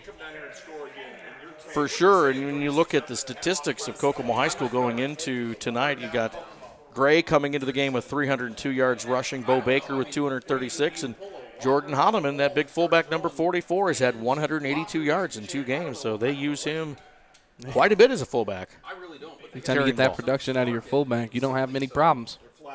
Baker's in motion this time, and they counter it to Gray. He's got some running room, and he's still looking. He's got the blockers basically beside him as he's running right there with Jamal Kasem, big number 71 for the Kokomo line. And yeah, let's catch that on replay. Watch how cool the official is when he's surrounded by, 7 jerseys. Yeah, 6'5", 295 pounds. Check out the official here on this replay. He is so calm, cool, and collected. He's just like, yeah, he's bigger than all of them. He can handle it. But I'll tell you, big number 71, Jamal Kasem, he's probably the biggest guy on the line for Kokomo, and that's a safe guy for Jerron Gray to run with, no doubt. 1st and 10 now for Kokomo, right at the 10-yard line. So Baker's going to run around the end. He's got the pylon inside it. He's going to get across for another touchdown. That one's going to count. No flags on the play. And that is another touchdown for the Cats as they had a short field to work with after the fumble recovery on the kickoff, and now they are able to put another score on the board here with 3:19 to go here in the first half. And that's a rocket play. That's the first time I think we've seen Kokomo go to the outside there. Watch Jerron Gray set the edge. Just blocks him for enough time to get Bo Baker around the edge and in there for the score. I'll tell you what, Bo Baker has Jerron Gray to thank. He was up against a 5'9", 195-pounder on the Marion defense. And we're talking about I lost my track of where that kid was, but that was Cedric Johnson. Cedric Johnson, he blocked out of that play, and Baker goes in for the touchdown. So the extra point is good. It's a 36-0 lead for Kokomo here in the first half on our CFD investment scoreboard, and I'll tell you what, 36-0, that's a good first half in any league right there. Yeah, it is. Kokomo probably going to see some substitutions here in the second half. But I imagine Coach Colby's going to run these starters as deep as he possibly can into this game, because one thing that he talked about to me before the game was how upset he was with his team not finishing that game when, you don't have starters going both ways on sides of the ball. But Kokomo definitely looking pretty good right now so far. Pretty conditioned. Doesn't look like they're wearing down and putting it on these Giants. Yeah, we had an interview with Coach Colby prior to the game, but we were unable to get that edited for everybody. But that was the theme, and we heard it not only from the coach, but in our pregame interview with lineman senior Andrew Doherty. He said the same thing. I mean, the idea that they came away from with the Fort Wayne loss last week was to finish. And, this is a young Kokomo team. You got a sprinkling of seniors throughout this thing, and those are lessons that they carry on when they come back and grow through the season and then come back for their junior and senior campaigns. I mean, they become better football players, and you know how that goes. Yeah, and the perfect case in point, I mean, I'd say my sophomore year, we had probably the most talented group of kids, but I'd say my sophomore year was probably the worst team that I played for in terms of, knowing the system and running it to a T. Which was the 07 campaign, if you want to pinpoint that for Kokomo Wildcats fans. And good pursuit by the Kokomo kicking team once again as Marion and their speedster Xavier Fuller, the sophomore, able to get the ball out there to 34-yard line for the Marion offense to set up on this set of downs. 3:12 to go. Our button dodge replay shows the great pursuit. And not just, you get that kicker, S.A. Dunn, in on the tackle. That's a good kicker when they do that, isn't He's it? a precision kind of guy. He can kick it deep like we saw the first kickoff of the game. He put it in the end zone. Also, precision kicker, place kicker kind of kid, too. He wants to play football. You got to let him do that. 1st and 10 for the Marion Giants here as they try to perhaps get on the board here before the first half is over. And that's going to put Trevino back to pass. He's looking, that ball gets hit, but a nice reception. Oh, he fumbles the ball, and they're going to call it. Are they calling it? I don't. Incomplete We pass. don't hear the whistle with the new sealed press box here at Kokomo, but I didn't see anybody stop the clock because that was technically an incomplete pass, but boy, that was close to being a reception. Watch on the button dodge replay here. Of course, it's in slow-mo, so we won't know the time on this, but this was close to being a reception. Here comes the ball. He goes up, apparently did not come down with it. Great coverage on the play for Kokomo. Jordan Rollins, number 20. He prevented that from being a completion. It's a great job of being active with the hands while the ball's still in the air. I think we've got some weather coming in right now, and they are sending the teams to the locker room, and they're also giving some instructions to the fans on where they can go. This scenery here from our vantage point from the press box and the cameras that are watching the game is all pointing east. You can kind of see to the north there's dark clouds. They had a lot of severe thunderstorm warnings to the north of Kokomo at kickoff time, but it looks like some of those storms have now moved their way to the south, and they are suspending play here with 3 minutes to go in the first half. Kokomo with the big lead, 36-0, but they are sending people to shelter because of a storm brewing in over Kokomo. And we'll stay with this as long as we can, as this is a definite situation for broadcasters, as you I'm not sure what you can do to vamp through a weather storm, or when your play is suspended. But that has been a curse of Indiana high school football here. Last year, not so much. I think we had really good weather for Friday night football, but the year before, my goodness, we had several games that were actually officially postponed and finished up on Saturday. That was difficult to do as well. But our score is 36-0. FastPlaySports.com and our coverage of Kokomo High School football here tonight, presented by the Kokomo Perspective and by Xfinity. We'll take a commercial break and play suspended here at Kokomo. We'll be back in just a moment. We are Fast Play. The Jeep Celebration event is going on now at Button. Choose from a selection of over 500 brand new Dodges, Chrysler, Jeeps, and Rams. Let our experienced team help find the perfect vehicle for you. And every purchase is backed with amazing Button customer service. Get behind the wheel of the all-new 2015 Chrysler 200, designed and engineered to outperform the best vehicles in the industry. Button, on the corner of Clayton Boulevard, or on the web at buttondodge.com. Imported from Detroit. Building Kokomo! Sold at Button. Master Creations Jewelry is your best option for buying jewelry. Master Creations Jewelry sells for half the price of most jewelers. Locally owned, Master Creations makes custom jewelry made for you. Are you also in need of cash? Master Creations buys gold, silver, and your old jewelry. Get the best value from people you can trust.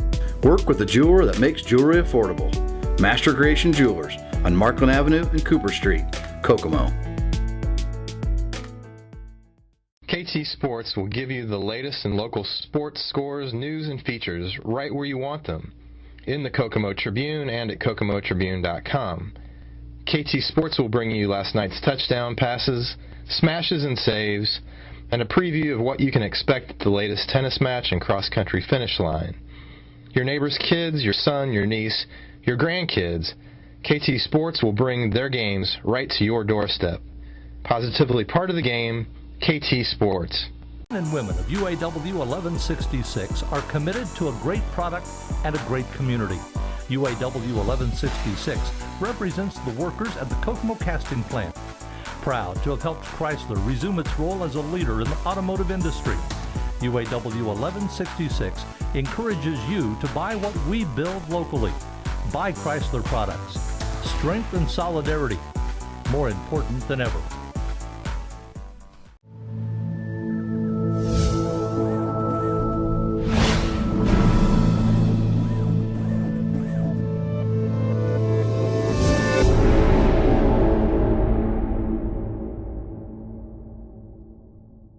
Hi, this is Raleigh Fingers, and you're watching Fast Play Sports Network.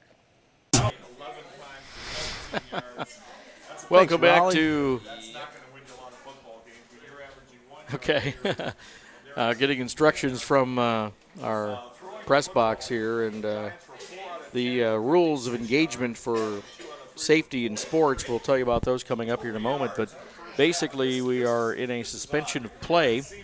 And as this translates through our archive here on FastPlaySports.com, and as you're watching this on Comcast Channel 81, we are going to basically split this coverage, and then in a few moments we'll resume it in that basic as we play it for you on the archive and play it for you on Comcast.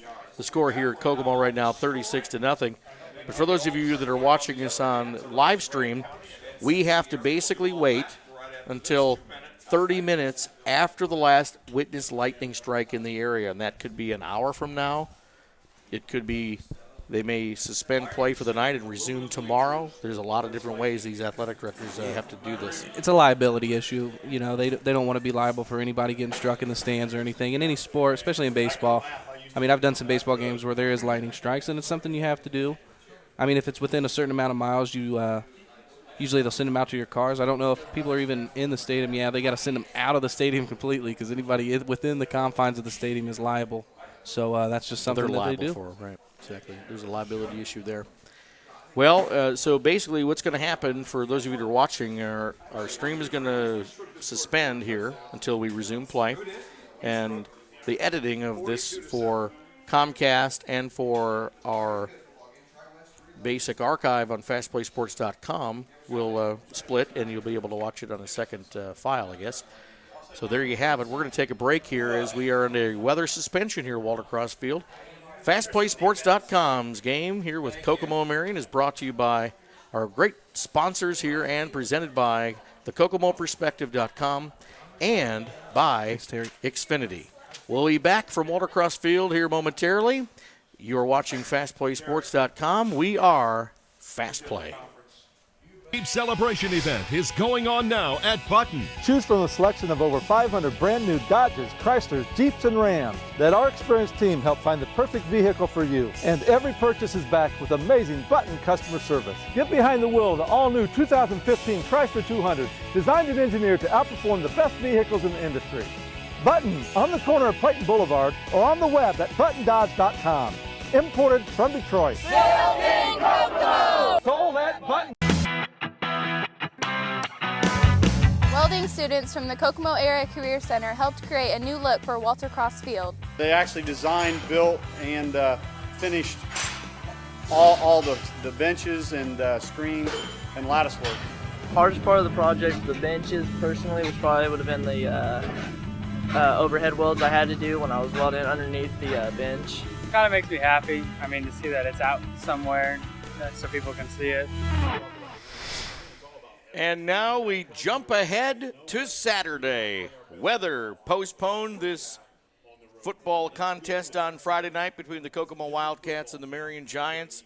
And we resume play here at 12 o'clock here in Kokomo as you see the Wildcats back on the field with daylight surrounding us and a well-watered field. I'm Alan James along with Devin Schott. Fast Play Sports coverage of this football contest continues today, presented by the Kokomo Perspective newspaper and by Xfinity. How many times this happened to you in your high school playing career where you had to stop play because of a storm on a Friday and resume on Saturday? Well, I can only think of one instance my sophomore year back in 2007. We actually went to Carmel with, I think, the top-ranked team in state at the time when Morgan Newton was the quarterback, and we played about 5-6 minutes of football. We actually kicked the field goal, 40-plus yarder, took the lead 3-0.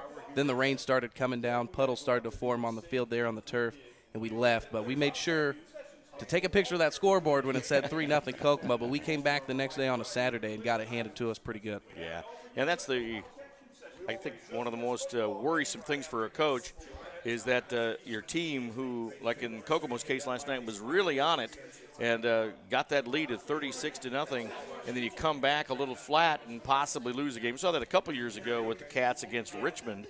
Came back, they were dominating on Friday night, came back on Saturday. It was a whole different world for them, and Richmond ended up beating Kokomo in that contest. But you add in the travel time to Richmond, too, and that had a profound effect on the Cats a couple of seasons ago. But here today, they were really showing last night dominance of this Marion team, and, well, hopefully they'll be able to continue that.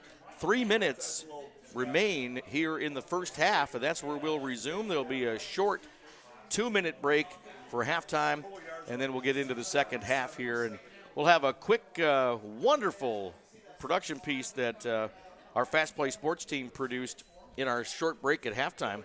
You'll be able to see that and get a really good look at this facility that has been built here at Kokomo's Walter Cross Field. A $2 million project. It has a lot of these press guys very impressed that they can be in this level and this quality of a press box for high school football. This is something you might see at college or pro level. Yeah, this is definitely one of the most state-of-the-art high school facilities in the state right now in terms of the press box. And they still got some work to do. They talking about putting in new bleachers and everything, but I'll tell you what, when you walk in the stadium, you are like, this place is absolutely beautiful, and it is. $2 million well spent, in my opinion. If you're a Cats alum and you remember just the red, white, and blue that really stood here for many, many years, the whole motif is different, and all of that red, white, and blue has really disappeared. You almost wonder if the Wildcats will be considering a uniform change in the near future, too, to match all the stadium changes, but that might be a little bit harder to accomplish as those colors are very traditional. I think they hired an interior designer or something to come in, because this is definitely some neutral colors. It has a warm feel to it. Feels like home. Well, as we're about to resume play here, 3 minutes on the clock. Kokomo leads 36-0. Marion has the ball. They'll start play here in a moment. 2nd down and 10 is what's on the field for the Marion Giants. And, of course, rain isn't what stops these football games from being played. It was the thunderstorm activity that was here last night. So everybody pretty much understands the safety of not only the players but the fans as well. Trevino is going to option out here on this first play from scrimmage, and he looks around and really couldn't find any running room. No gain on the play on 2nd down. And Kokomo's defense really not missing a beat up front. They were getting tons of penetration last night. Still getting tons of penetration right there. Great job by number 51 for Kokomo getting inside. That is Cheyenne Betrell. Quarterback Lorenzo Trevino for Marion had some bright moments in the passing game last night against Kokomo, and they threw a couple of nice first down connections. Obviously they didn't score, but watch this quarterback for Marion because he can throw. He's in the shotgun here in 3rd down and 10, and he's got somebody jumping off sides. And that's Spencer Reynolds, who got off early for the Giants, and that's going to back it up 5 more yards. It's going to be that's going to be a difficult 3rd and 15, basically. Well, he was just giving it away. The fact that they're passing the ball, you could tell he was pretty eager to get out to the open field right there. So expect the pass right now. Expect Kokomo to drop some people in coverage right now. All you got to do is stop Marion from getting, 10-plus yards. Now, they've done a 3rd and 15 conversion through the air, so I expect Marion to pass on this play as Trevino's in the shotgun. He's got a couple of helpers back there to help block, and here they go, looking. The pressure coming in from Kokomo, and he lets it go, and the ball is caught. He's running. Awesome catch for Jack. Well, that was actually Derek Jones, who he's connected to before in the game, of course, last night. So not quite enough for the first down, but it shows the ability of Trevino to find an open receiver and get the ball to him. Yeah, it was a great job of Trevino by avoiding that pressure. He steps up in the pocket. We'll see right here. He steps up, steps back in the pocket, does a great job of avoiding the pressure, just has enough time to get off the pass, and a great job by who was that, Johnson, that caught the ball, going up to get it, catching it with his hands. Yeah, Derek Jones, the receiver, and wonder if they're going to take a timeout right now to discuss their options here. With a 4th and 6 coming up for Marion, and when you're down 36-0, punting the ball or going for it. I mean, as a coach and you want to do something aggressive, you go for it on 4th down. Yeah, I think when you're facing a 36-point deficit before the first half, I think you got to go for it. You're not really going to hurt much. There's only 1:20 left on the clock, so I say you go for it here. If you don't convert, then you just tell your defense, hey, step up, stop them with 1:20 left. That's Coach Brett Colby for Kokomo. At least he's got a smile on his face as he's talking to the guys on the sideline. Looks like they're lining up for a punt here. And it looks like we're going to have Derek Jones kick it away for Marion here on this 4th and 6. They don't want to give Kokomo the short field right now as we have resumed play here on Saturday after the thunderstorms and the big cold front came through last night, postponing this game. He gets it off, but that's a pretty short punt. Going to come down about the 41, takes a nice Marion bounce, and it's going to end up at the 32-yard line. Kokomo is going to knock the cobwebs off their offense here for the first time on Saturday's resumption of play here. You got 1:10 left for Kokomo. You got quite a while to drive the ball down the field. I think they spread it out at some point here and work on that 2-minute offense, something we've seen a little bit of yesterday. They spread it out one time. We'll see what Kokomo goes with here. Fast Play Sports thanks Bella Pizza for their continued support of our team covering high school football here this season. Some delicious pizzas last night to help feed the crew here. Bella Pizza supporting Fast Play Sports here. Kokomo is going to, Jerron Gray gets tripped up in the backfield, and that's the first time he's gone backwards in the game. You know, he finished last night with over 100 yards in the game. Gray had 123 all positive yards for Jerron Gray last night, and that's the first called a 3-yard loss for Gray, so he's going to have some net yards now. I thought Kokomo had a wide out right there. It didn't look like the original double tight wing tee. I think they had someone set out wide right there, so a little different look from Kokomo to start things out. Going back to the double tight now. Freshman quarterback Kyle Wade brings the team up. He's under center. Tight formation for Kokomo again. Back to Jerron Gray again, and boy, Marion's on top of him quickly this time. Good tackle and penetration from Quinn Lutens from Marion as he tackled Jerron Gray for about a 4-yard gain, so that's going to bring up a 3rd down and about 8 yards. Yeah, number 40 able to catch him from behind right there. That's just good penetration from the backside. That's something you can't have on Kokomo's line. The tight end on the backside has to get down and make that block. And now Kokomo's going to call a timeout here with actually, no, they let the clock run down, and that's halftime. So we're going to take a break here. It's about a 2-minute break here for halftime here at Walter Cross Field as our Fast Play Sports coverage is resuming here on Saturday to cover this Kokomo Marion game. Presented by the Kokomo Perspective newspaper and by Xfinity. We now present to you a Fast Play Sports production as we use all this great technology that we have in video production this day and age to give you a great look not only at Walter Cross Field and its newly renovated facility, but some of the added attractions that also come with this. Enjoy this piece here as we have a short halftime of the Kokomo Marion game. We are Fast Play.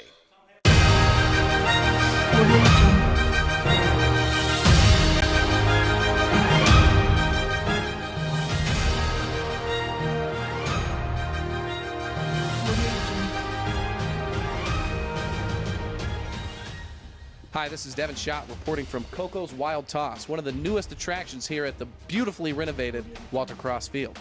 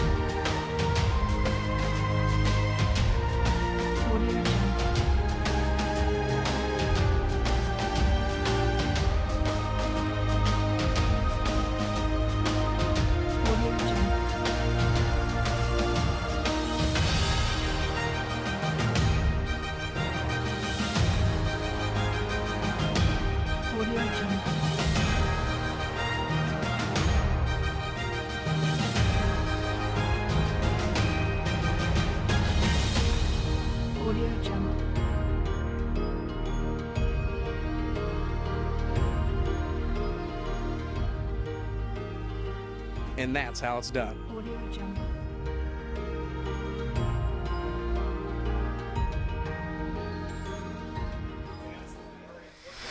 That's our very own Fast Play Sports Devin Schott scoring the big teddy bear here at Walter Cross Field.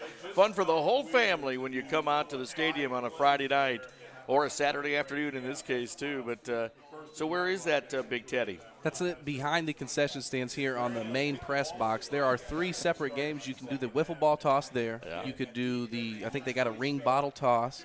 And they also have a basketball game with very short rims and small basketballs. It's really tough. I mean, they're kind of like carnival games, but it creates a chance for Kokomo High School to generate profit for some of their other projects, such as the senior final fling and all that stuff. So it's a great thing if you have little kids. And I asked you where the teddy is. I imagine the teddy bear is in your apartment in Muncie, right? Is that how that goes? That was all edited together for special effect. I unfortunately never made a shot. 12 minutes on the clock. Third quarter about to begin as the Marion Giants are going to kick off to the Kokomo Wildcats. And Kokomo gets right back on offense here as our extended play on Saturday continues here in Fast Play Sports, presented by the Kokomo Perspective newspaper and Xfinity. Penalty flag comes out here on the field, and they're going to run to the white hat here and figure out what was wrong. They stopped Marion from kicking at the moment.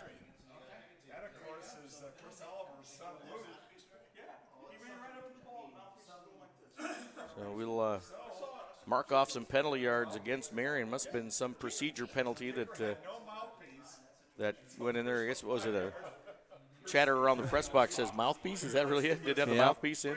Tell you what, that's Dan Adams, the official right there. He stepped in today, filling in for some of the guys that couldn't be here today. And yeah, the whole thing is, the officials had to be recalled and who could do it and who couldn't. A lot of responsibilities across the state for college and high school football games all over the place. This time we'll let Jordan Rollins run it out. Oh, man, look at this. He's going to go all the way on this one. This is the second kickoff return for a touchdown for Jordan Rollins, and Kokomo extends their lead right there. Said it. He had one last week for 90 yards. That one was about 80 yards, I think. Jordan Rollins, got to watch out for him. Any opposing team, make sure you kick it the other way. But I'll tell you what, you kick it the other way, then you got to deal with Jerron Gray. So 2 phenomenal guys back there returning kicks for the Wildcats. Our button dodge replay, look at him set it up right there. Looks like he was on about the 14-yard line, so there's your marker for the return. But look at the blocking. Yeah, nice job by Jerron Gray at getting out there. Leading the way. Realizing that he doesn't have to block some of those people. Getting up to the only guy that he has to beat. Nice job by number 1. Washington running with him there. I mean, that's excellent blocking that also makes that possible. Kokomo, the 2-point conversion now. Kyle Wade, freshman quarterback, pitches off to Jerron Gray, and he gets across the end zone line for the 2-point conversion. And just like that, Kokomo is up 44-0 on our CFD Investment scoreboard. The route continues here on Saturday. And we probably will not see a field goal attempt from Kokomo all game, as I don't think you're aware of this. Yeah, we had 2 last night, but S.A. Dunn, the kicker for Kokomo Wildcats, is actually at a soccer game right now. Oh, so no that's kidding. That's his commitment on this Saturday. So don't expect to see Kokomo kicking many field goals today. Well, we'll see who has kickoff duty then, with Dunn at a soccer match today, as Kokomo gets ready to kick the ball back to Marion here We're in the third quarter of play. It's Saturday afternoon in Kokomo. Continuing a game that was postponed by severe weather last night. Kokomo will continue to score at this pace. I'll tell you, there's, technically, well, they ran a couple of offensive plays right before the end of the first half, but we say knock the cobwebs off of the team, and they certainly showed it on special teams. That's for sure. Looks like Marcel Kenner is going to be the kicker for Kokomo here this afternoon. I like the way he's laying the ball down. He's just going to toe bash a squib kick. He's got the ball laying completely flat sideways.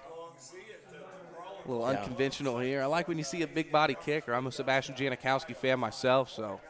Well, he's doing about a three-step drop here before he kicks this thing, and boom, boom, it was two-step. The size of Kenner, but he got the ball up there, and that's pretty effective. Yeah, Giants could have lost that ball, but because it was such a short kick, the kickoff team couldn't get down there and pursue it. As Pedro Garcia, number 11 for Marion, could have really turned this game into something. It was something like the Follies if he would have lost that ball. About a repeat of something we saw last night. We saw S.A. Dunn kick that high, short kick, and Kokomo recovered that one. So outdid it again. Kokomo's had a couple of turnovers here in the game that have benefited them as well. Lorenzo Trevino, quarterback of Marion, brings his team to the line. They're going to start playing about the 33-yard line here in their own territory. Handoff up the middle, but smothered by that front line of Kokomo's defense, man. There was nowhere to go, just like last night. Just pure penetration right there by Kokomo's defense, not allowing Trevino to even handle the snap. Just getting in the backfield immediately. 51, Cheyenne Betrell. Number 98, Jordan Bowsam. I mean, this guy, these are some big boys that play for Kokomo on the line this year, no doubt about it. Give some credit to Zach Doherty and Cameron Fitz in there, too. Those are some good linemen on Kokomo's defense right now. They're not playing both ways, so they just focus on defense. Watch them play. It's really a three-man front for Kokomo. I was kind of watching the defense and tried to run another flare pass out to the right flat, and that one goes incomplete that time, but Kokomo was right on top of it. Yeah, it was a great job of Brevin Beard of shedding the block right there, getting to the ball. You'll see block come out, try to be placed on number 21. That's Brevin Beard. Does a great job shedding it there. Right there. Wide receiver probably heard footsteps. Yeah, I got a feeling you're right about that. Trey Rowe for Marion dropped that pass here in the footsteps of Beard from Kokomo. Kokomo spreads it out on the line here this time. Shotgun formation for Trevino. He's going to hand it off and sweep to the left, but Kokomo's going to sniff that out right away. Back to about the original line of scrimmage on third down, so it's going to be about a 4th and 10 coming up for Marion. Kokomo still just sending tons of pressure, no difference from what we've seen last night. I think Marion's just got to open it up, try to pass the ball. They had one completion earlier today. Why not? Marion's not a small team by any stretch. You look at big number 77 for Marion. Here's a DeAndre Hodge. He's a junior. He stands 6'3", 290 pounds. That's a big football player right there. And you look down the line, you see Josh Gadd, who's a freshman, standing 6'1" and 190. So you got a young line for Marion this year. Robert Smith, number 71, is a junior, 5'10", 245 pounds. They've got some size as well, and they're young. They're going to come up for this program led by Ryan Vermillion.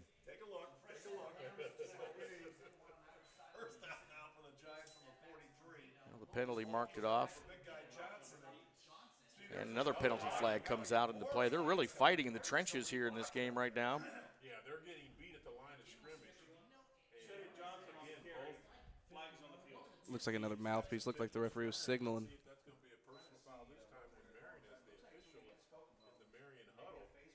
Face mask. Face mask. You know what, guys? I understand 44-0. There's frustration, but come on.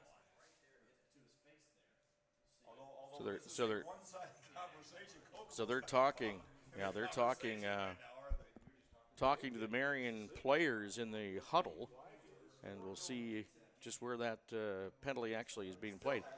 I'm not sure if it was against Marion or against Kokomo. We're about to see the face mask penalty against Kokomo. So they're going to march that off. Maybe they were checking the huddle for the player to see how he was doing after the face mask. It's only a 5-yard mark off, but it's going to be a 1st down and 5 then for Marion after the penalty. Shotgun for Trevino. Man in motion, fakes the handoff. Now he's going to pass again.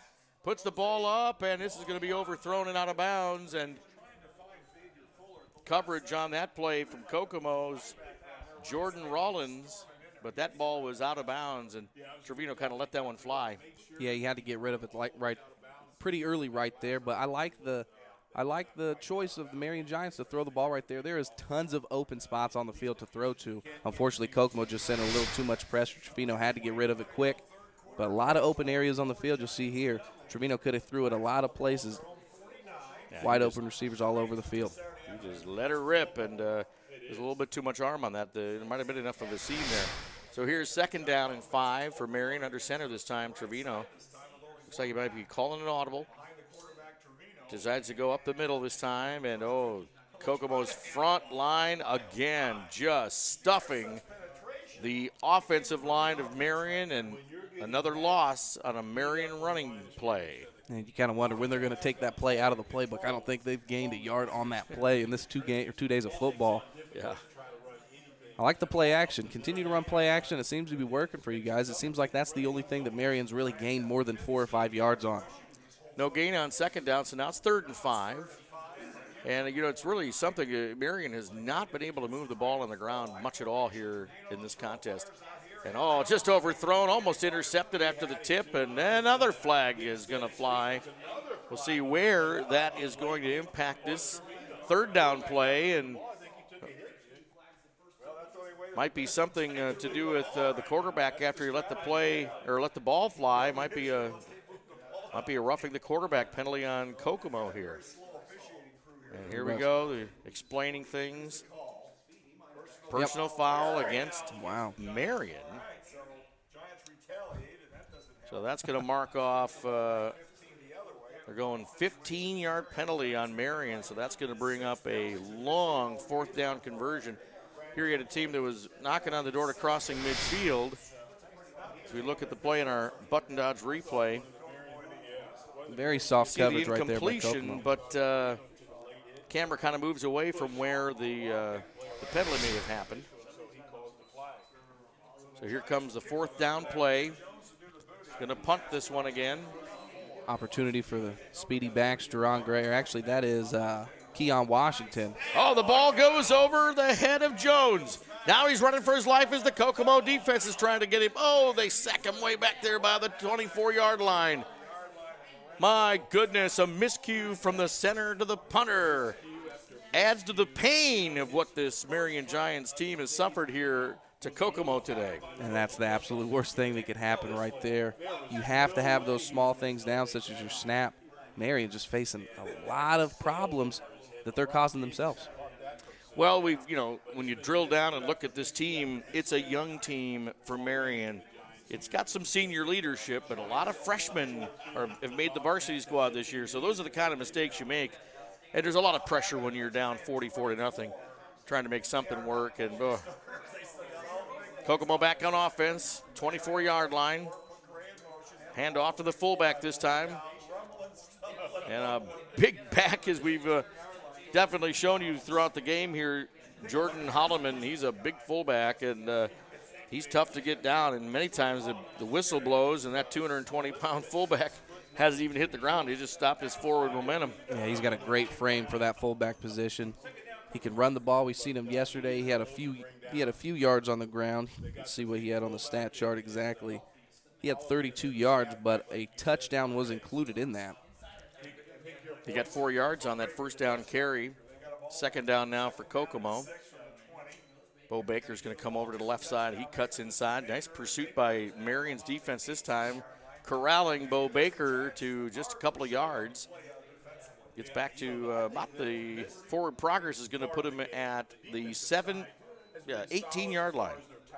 And Marion continuing just to key on that motion. Expect a counter or maybe expect a waggle play. I I don't usually expect Kokomo to throw the ball with this kind of lead, but expect some kind of deceptive play right here.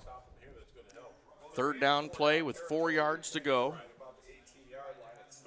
Number 7, Kyle Wade, freshman quarterback for Kokomo. Starts Jerron Gray in motion. He's not going to get the first down. You see the divot right there in the turf as Gray made his right foot cut, and he stumbled and he lost his momentum and he was tackled. And you can tell Marion right there just keying on the motion of Jerron Gray. And any time that you guess that, it's pretty easy to make the stop. So maybe expect Jordan Holloman to just push it through the middle here. That's what I'd call if I was Coach Colby. Fourth down and about a 3-yard gain for a first down here. This is an important conversion for Kokomo just to kind of prove that they still have the right stuff here. And just as you called it right there, Devin, Holloman up the middle, he gets the first down. And you can see the defense widening out on that motion. That's what I mean when they're keying on that motion. They widen out and try to cheat towards that side, opening up the middle. Easy yards, easy pickup by Jordan Holloman. You're watching Fast Play Sports coverage of the Kokomo High School Marion Giants football game, resumed here on Saturday, presented by the Kokomo Perspective newspaper and by Xfinity. I'm Alan James along with Devin Schock. 1st and 10 for Kokomo. They're at the 10-yard line. They're up 44-0 on our CFD investment scoreboard. Wade's back to pass. He looks wide open to the end zone. Touchdown. Super play for the Kokomo Wildcats.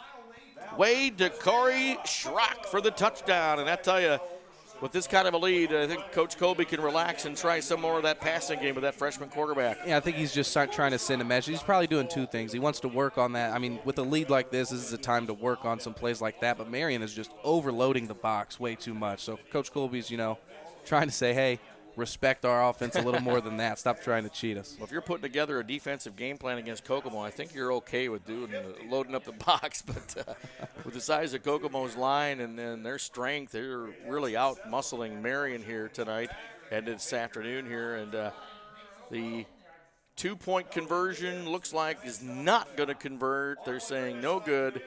Gray did not get back across the end zone line for that conversion. So now it's a 50-0 score on our CFD investment scoreboard. Kokomo leading Marion here in this first conference game of the 2014 high school gridiron season. And Kokomo's got a nice comfortable lead, to say the least. Yeah, they do. I expect some of the other kids to get some playing time soon. Probably the 4th quarter. Right. It's definitely a time for them. Well, while they get things ready for another Kokomo kickoff, we'll take a quick break here as we watch Fast Play Sports coverage of high school football. We are Fast Play. Master Creations Jewelry is your best option for buying jewelry. Master Creations Jewelry sells for half the price of most jewelers. Locally owned, Master Creations makes custom jewelry made for you. Are you also in need of cash? Master Creations buys gold, silver, and your old jewelry. Get the best value from people you can trust. Work with a jeweler that makes jewelry affordable. Master Creation Jewelers on Markland Avenue and Cooper Street, Kokomo. Back we are, Fast Play Sports, covering the Kokomo Marion game for you on this Saturday afternoon as we came back after the severe weather last night, presented by the Kokomo Perspective newspaper and by Xfinity. Marcel Kenner kicks off for Kokomo here today in the absence of their kicker, S.A. Dunn, who is playing soccer today. He is, but I tell you what, Marcel Kenner's doing a great job. I don't think that Marion has a single return yard on either of his kickoffs. Actually, that one a loss of yards. Marcel, what an athlete. I mean, we'll talk about him for a second. This junior for Kokomo is a multi-sport athlete and a good multi-sport athlete. And with his size, it's really almost hard to believe that he is such a good basketball player. Yeah, he's a solid body inside. He plays the post well. He's not as tall as many of the guys that he plays with, but his strength just allows him to compete with the best of them. Marcel Keller, he wears the jersey number 87. Marion trying to run the ball, had probably more room than they've seen recently here as Perkins for Kokomo gets it in there to make the tackle, but they had about a 1-yard gain on that play. That's a great open field tackle by Jack Perkins right there. If he doesn't make that tackle, then we're looking at possibly a 20, 30-yard gain, hoping that someone on the backside chases him down. Yeah, Great very tackle rare by the moments freshman. where Kokomo kind of attacked the middle and had the outside open. So without Perkins' tackle there, that could have been a big gain for Marion. But it didn't happen, so 2nd down and 9. Trevino under center this time. He's going to hand off to this. Oh, no, he faked it. He's going back to pass, but no! In the backfield is Brevin Beard for a sack on the quarterback. Oh, that has got Trevino coming up slowly after that, too. It's a solid hit. From the right side, you'll see the blitz come in, and Beard gets to the quarterback. Almost untouched him. See, look at that. Look at that. Great tackle. Yeah, Daniel Colbert said 59 right there for Kokomo, just blowing up that inside line. Kokomo's penetration up front is phenomenal, especially on the inside. Enjoying our Button Dodge replays here on our Fast Play Sports coverage of this game. Big 3rd down play, a lot of yardage. Down and distance has been a big issue for Marion, but they're going to try and throw it this time. They've been successful. He's going long this time, go over to the height, almost picked off. Perkins almost had it, but that ball falls incomplete. Yeah, Xavier Fuller getting up slowly. He had a shot at getting that pass, but it's just throwing a little long here. You'll see Marion just not spreading the field correctly. If I think one of those wide receivers hits a post route and spreads across the field and leaves the other guy on the streak, you don't have so much cluster. I mean, Kokomo right there just doing a great job of covering 2 receivers in the same exact area. Yeah, it's 4-on-2 right there, so the defense won that battle. Had they not been in the way with a better run from the receiver, I mean, it was such a perfect form on that throw from Trevino. He looked good on the pass, but his receivers just couldn't race far enough to catch it. Not a bad punt right there. Uh-oh. Yeah, that only just took a moment for Rollins to get a hold of that thing. He's already had a touchdown return on a kickoff. But that time he salvages the punt by getting it back to about the 43-yard line. So even though he dropped it, not a bad return and a good spot for Kokomo to go back on offense. That was a great punt by Derek Jones. You'll see the spiral that it had. That was a phenomenal punt. We've seen him punt it a few times already, pretty end over end, but right there, able to catch that ball clean with the foot, getting it down the field, good 40+. After the fumble, he goes all the way back to the 25-yard line, so coming back to the 43 wasn't bad. Kyle Wade, number 7, the freshman quarterback for Kokomo, gets the Cats offense out of the huddle. He's in a shotgun formation. We'll see what they're going to do here. Got him spread out. Pass play. He's going deep this time.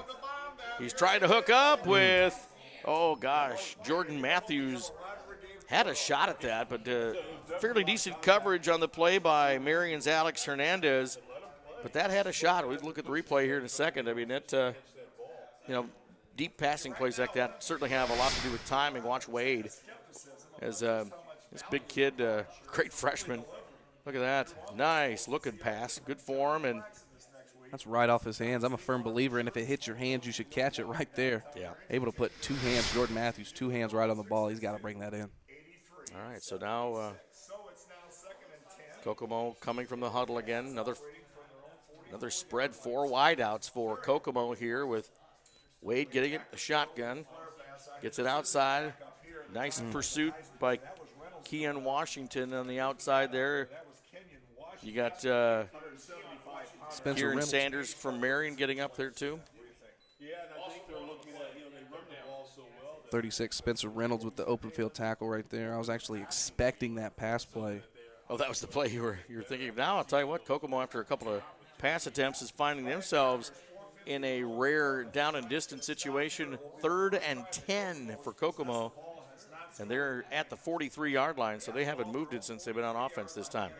Stay in the shotgun for Kyle Wade, and he's going to roll out to the right. He's looking. He's going to take off and run with it this time, and he's got just enough for the first down. Nice choice by quarterback Kyle Wade to look for receivers, not find anybody, and get the first down on the ground.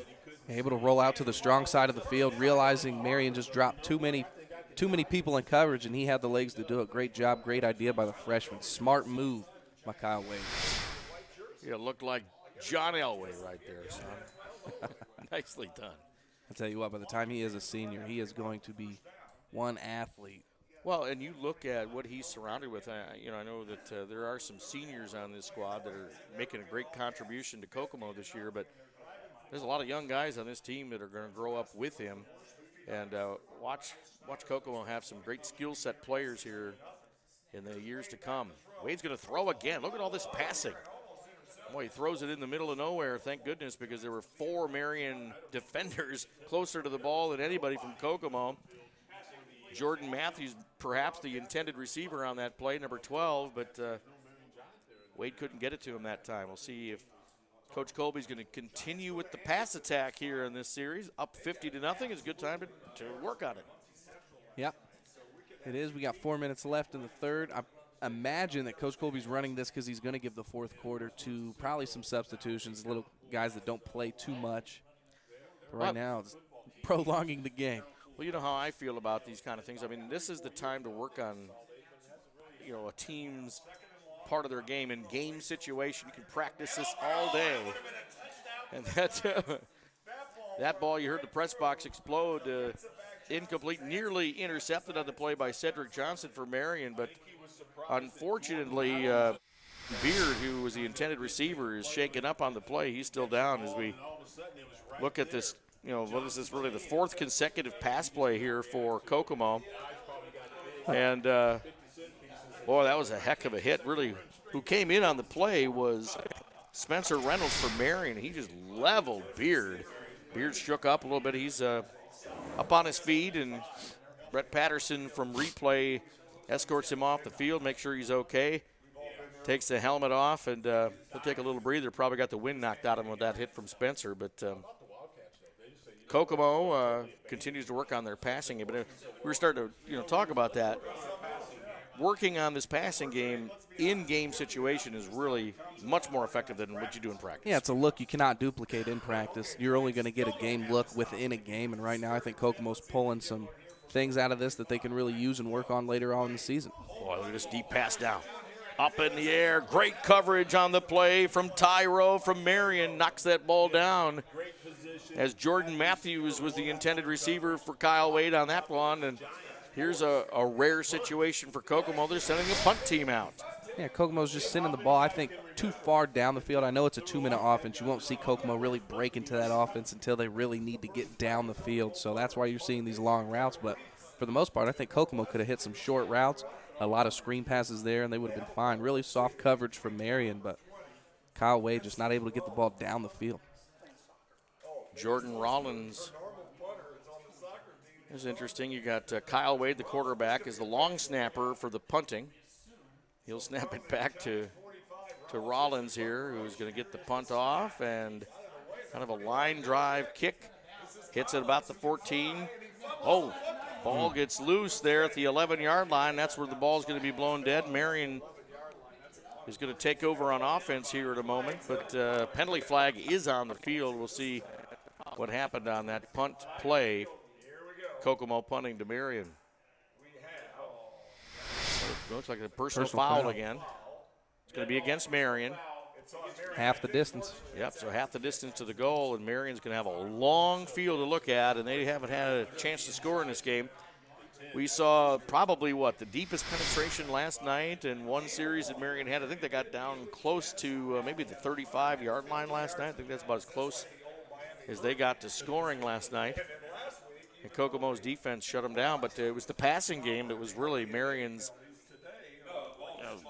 benefactor of any production that they had on offense last night. And Marion's got a tough choice here. You either run the ball to try to get a little more leverage, a little more room away from the goal line, or you pass it, try to catch Kokomo by surprise. But I think whatever you do, you got to keep it away from the middle because there's nothing open for Marion. Trevino in the shotgun. He runs to the left. He looks like he's going to keep this one. He's got some running room out there, but now the Kokomo defensive pursuit actually gets him down for about a 1-yard gain. They're going to give him forward progress back to the line of scrimmage. It'll be 2nd and 10 for Marion after that play didn't work. Like I said, nothing inside. Trevino trying to get to the outside there. Just good job of Kokomo tracking down the quarterback. Let's see who it was. Looks like I'm thinking it's Brevin Ellis. Beard and Ellis really pursue the quarterback with great speed. Just never really got out of their sight. They're actually going to give him 1-yard gain on that, so it's 2nd and 9 coming up for Marion. Fast Play Sports coverage of Kokomo High School football here Saturday afternoon after the severe weather rained us out last night, 3 minutes before the end of the first half. Marion comes around the other side, and that was Will Collins for Marion. Gets a short gain on the play and run out of bounds by that Kokomo defense. So Marion finding some positives this drive, able to get to the outside. Let's see if they go back with it. Try to get to the strong side of the field, get to the open field here on a 3rd down.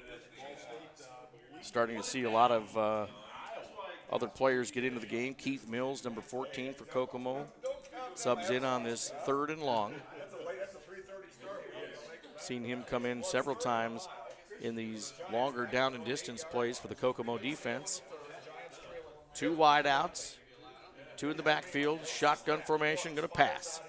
Caught, turned, can't make the turn and move forward, and it's going to be short of the first down.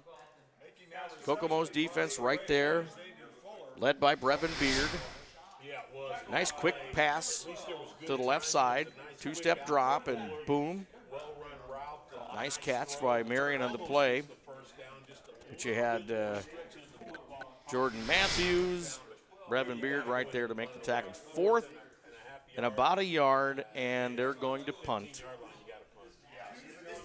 Punt formation.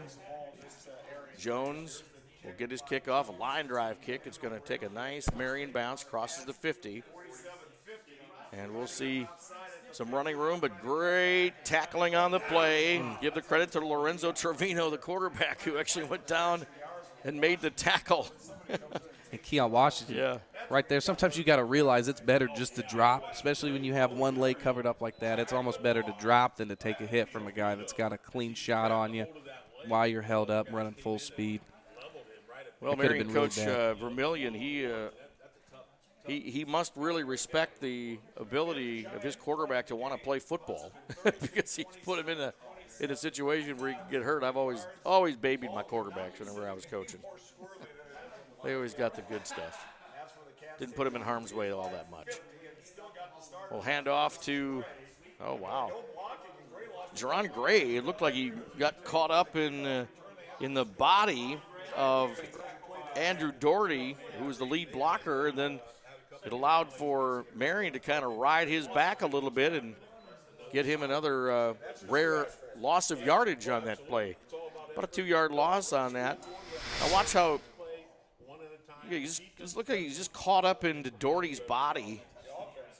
Then he had just a wonderful pursuit by number 43 Ian Reynolds for Marion to get Jordan Rollins down in the backfield. Now Bo Baker's got a lot of room here. He cuts inside. He's still going. He's down to the 30. He's finally getting the Marion defense to knock him down at about the 26-yard line. Lots of running room for Bo Baker on the left side of the line, and he turned it up and kind of turned himself into the pursuit. Yeah, he's a really strong field runner, very hard to bring down in open field. You'll see that juke move right there, that sidestep. Very good move by Bo Baker, but real tough to bring down in this open field. Look at that blocking in the initial point of attack, and boy, nice Bo move. just kind of runs right over number 7, Trey Rowe, and knocks him to the ground in his attempt to try and tackle him. That's a big first down run for Bo. Should put him near 100 yards in rushing here in this game. Come back to Baker again. He's going to cut right. He's still up. He's still going. Boy, tough to get down on that play for just about a 3-yard gain, but he ran probably 15 to get 3. Yeah, you see the cutback lane there on the backside. A couple defenders laying on the ground, able to trip him up. But reminds me of something Coach Colby used to say. He said, "You trample the weak and you hurdle the dead." Trample the weak and hurdle the dead. That was his go-to saying about this offense right there, bringing back those kind of memories. All right, 2nd, and they're calling it 8 yards to go here for Kokomo with the first team still in the game, leading 50-0 on our CFD investment scoreboard. Pull back up the middle this time. It's hard to get number 44 Jordan Holloman down, and he's going to gain a few yards and bring up a 3rd down for Kokomo. We'll probably take this one into the 4th quarter. We'll get you some scores from across Howard County. Right now, final Peru 17, Eastern 7. That game was resumed today. That is a final score. Also at Lucas Oil Stadium, Lewis Cass up 14-0 over Northwestern. All right, very good. Third quarter has ended. We'll take a quick commercial break and bring you the final quarter of this Marion Kokomo game coming up here. We are Fast Play. KT Sports will give you the latest in local sports scores, news, and features right where you want them, in the Kokomo Tribune and at kokomotribune.com. KT Sports will bring you last night's touchdown passes, smashes and saves, and a preview of what you can expect at the latest tennis match and cross-country finish line. Your neighbor's kids, your son, your niece, your grandkids, KT Sports will bring their games right to your doorstep. Positively part of the game, KT Sports. Back we are, Fast Play Sports coverage of Kokomo High School football here this afternoon as we resume play on Saturday after the storms came through and postponed us last night. We're presented by the Kokomo Perspective newspaper and by Xfinity. Enjoy watching our archives at FastPlaySports.com, and we get a chance to watch on Xfinity, Channel 81. Wednesday nights is our primetime replay on our games. Kokomo getting ready to take on the fourth quarter of play. They're on offense. Bo Baker has had the offensive call for the last couple of times here for Kokomo. Kokomo keeps their first team in the game going into the fourth, which we weren't sure if that was going to happen or not. You could see Coach Mike Miller and Austin Colby down at the sidelines getting a group of kids ready. It looks like some substitutions, maybe playing defense next drive, but Coach Colby's going to let the starters finish this one out. Quarterback Wade hands off to Holloman again up the middle. Oh, the big fullback has got a lot of running room up the middle. Gets it down to the 11-yard line. Yeah, just a bruising runner right there. You saw him lower his shoulder right there, able to pick up 2 extra yards. I really like the way Holloman runs the ball. And he gets to the hole quick, and that's a first down for Kokomo. You see Holloman, watch him lower his shoulder here, get this, boom, extra 2 yards right there. Hard running. I heard the Marion radio announcer call Kokomo looking like an NFL team last night. I think they've continued that look here today with Gray with a big hole. He's got a running room into the end zone for another touchdown for Kokomo. And he is just so elusive, so quick to make moves. I don't think I could bring him down at all. You know, this is a credit to that huge offensive line that has got some great skill. They've taught these kids how to make a hole happen. Our button dodge replay, look at that. You could probably drive a button dodge truck, biggest truck they got in the lot, right through that hole. So, you know, in our original pregame, we interviewed Andrew Doherty, and that's who leads the way through the hole there. Look at the size of that kid. And he just, I mean, there's just no way Marion was going to stop Jerron Gray because the linemen were making the room for him. 2-point conversion. Baker's going to run it in for the 2 points, and Kokomo is now up 58-0 on our CFD investment scoreboard.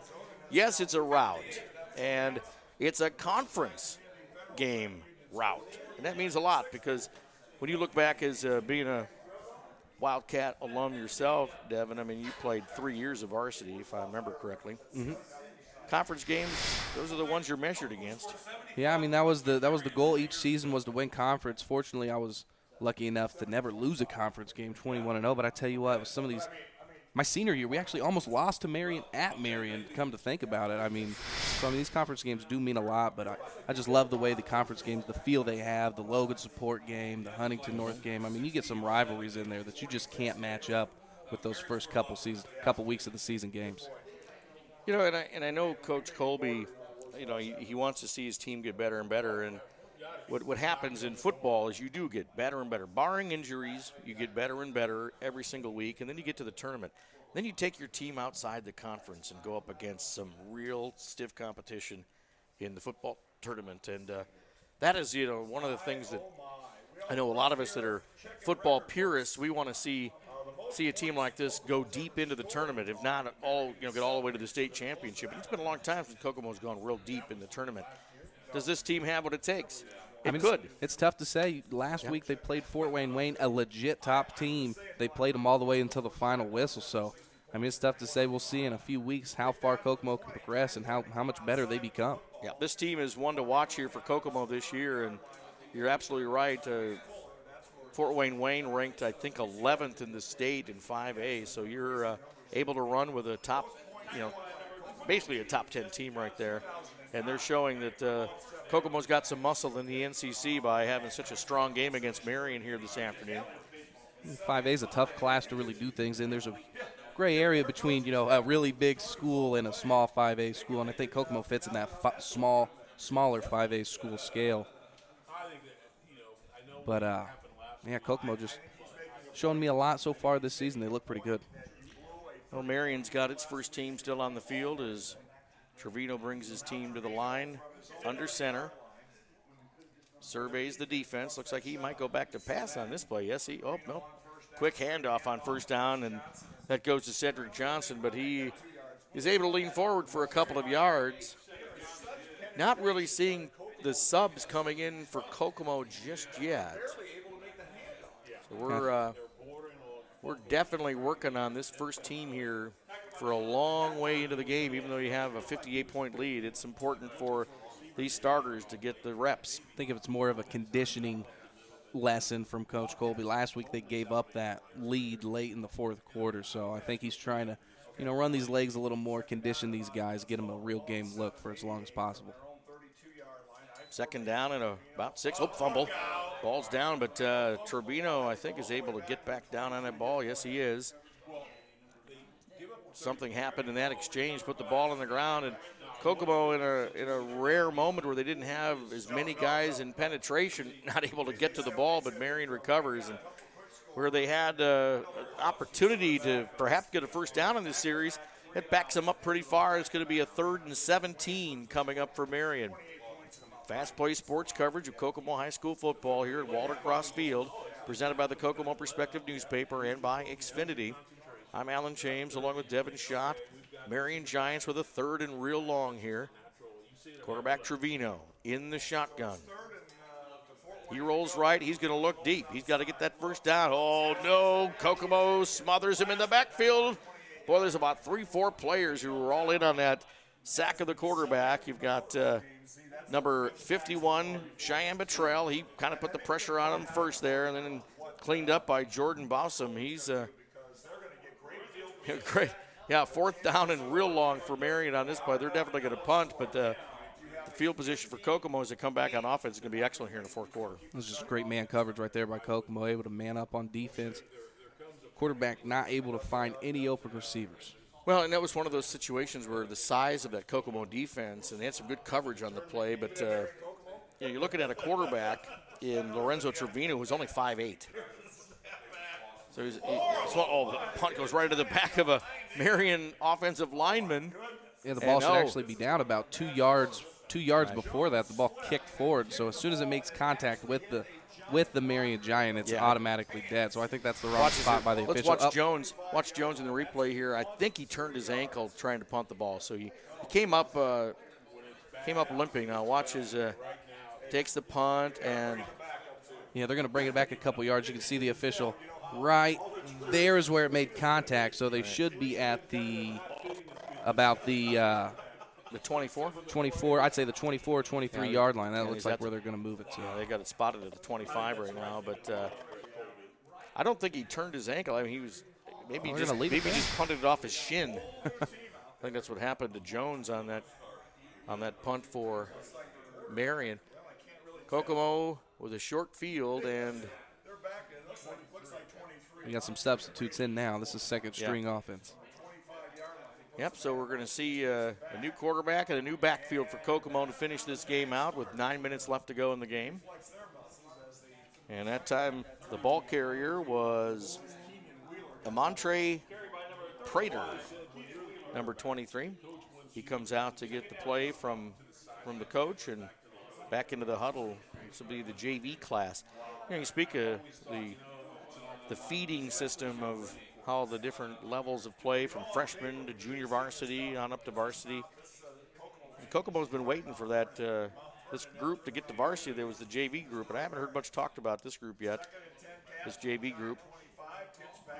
This time they pitch it up the middle. Perry McCullum had the ball.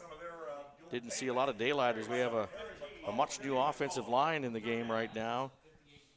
Chris Castornia, number 66, is in the game. Number 78, Zach Doherty, that's a younger Doherty, in the game now for Kokomo. It's just a complete world of difference up front right now for Kokomo. Not able to get any push up front. Marion just able to collapse this offensive line, able to get in the backfield, make some tackles. A little more time in the huddle for this group to get their play called. Quarterbacking the team is Montre Prater, number 23.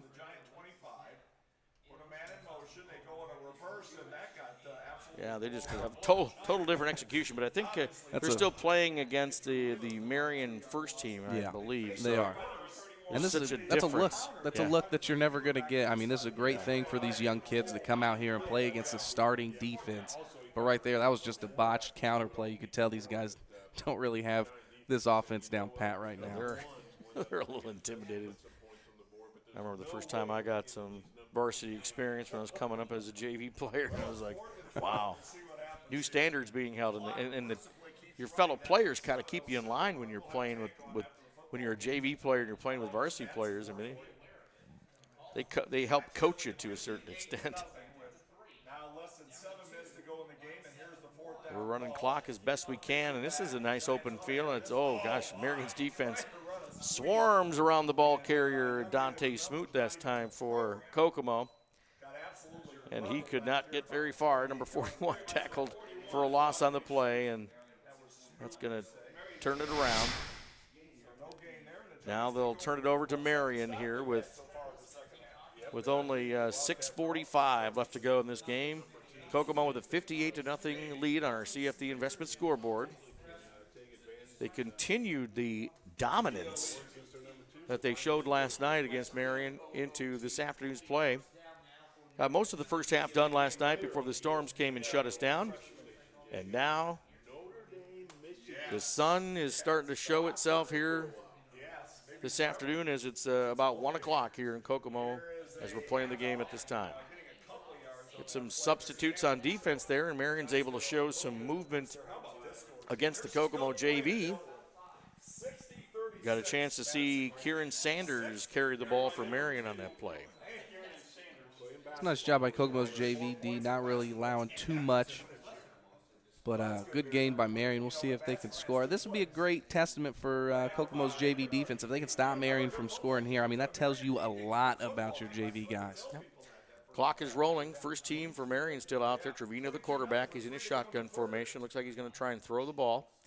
Going to try and get the goose egg off the scoreboard, but nice outside running. Got a chance to go the distance here, and he will.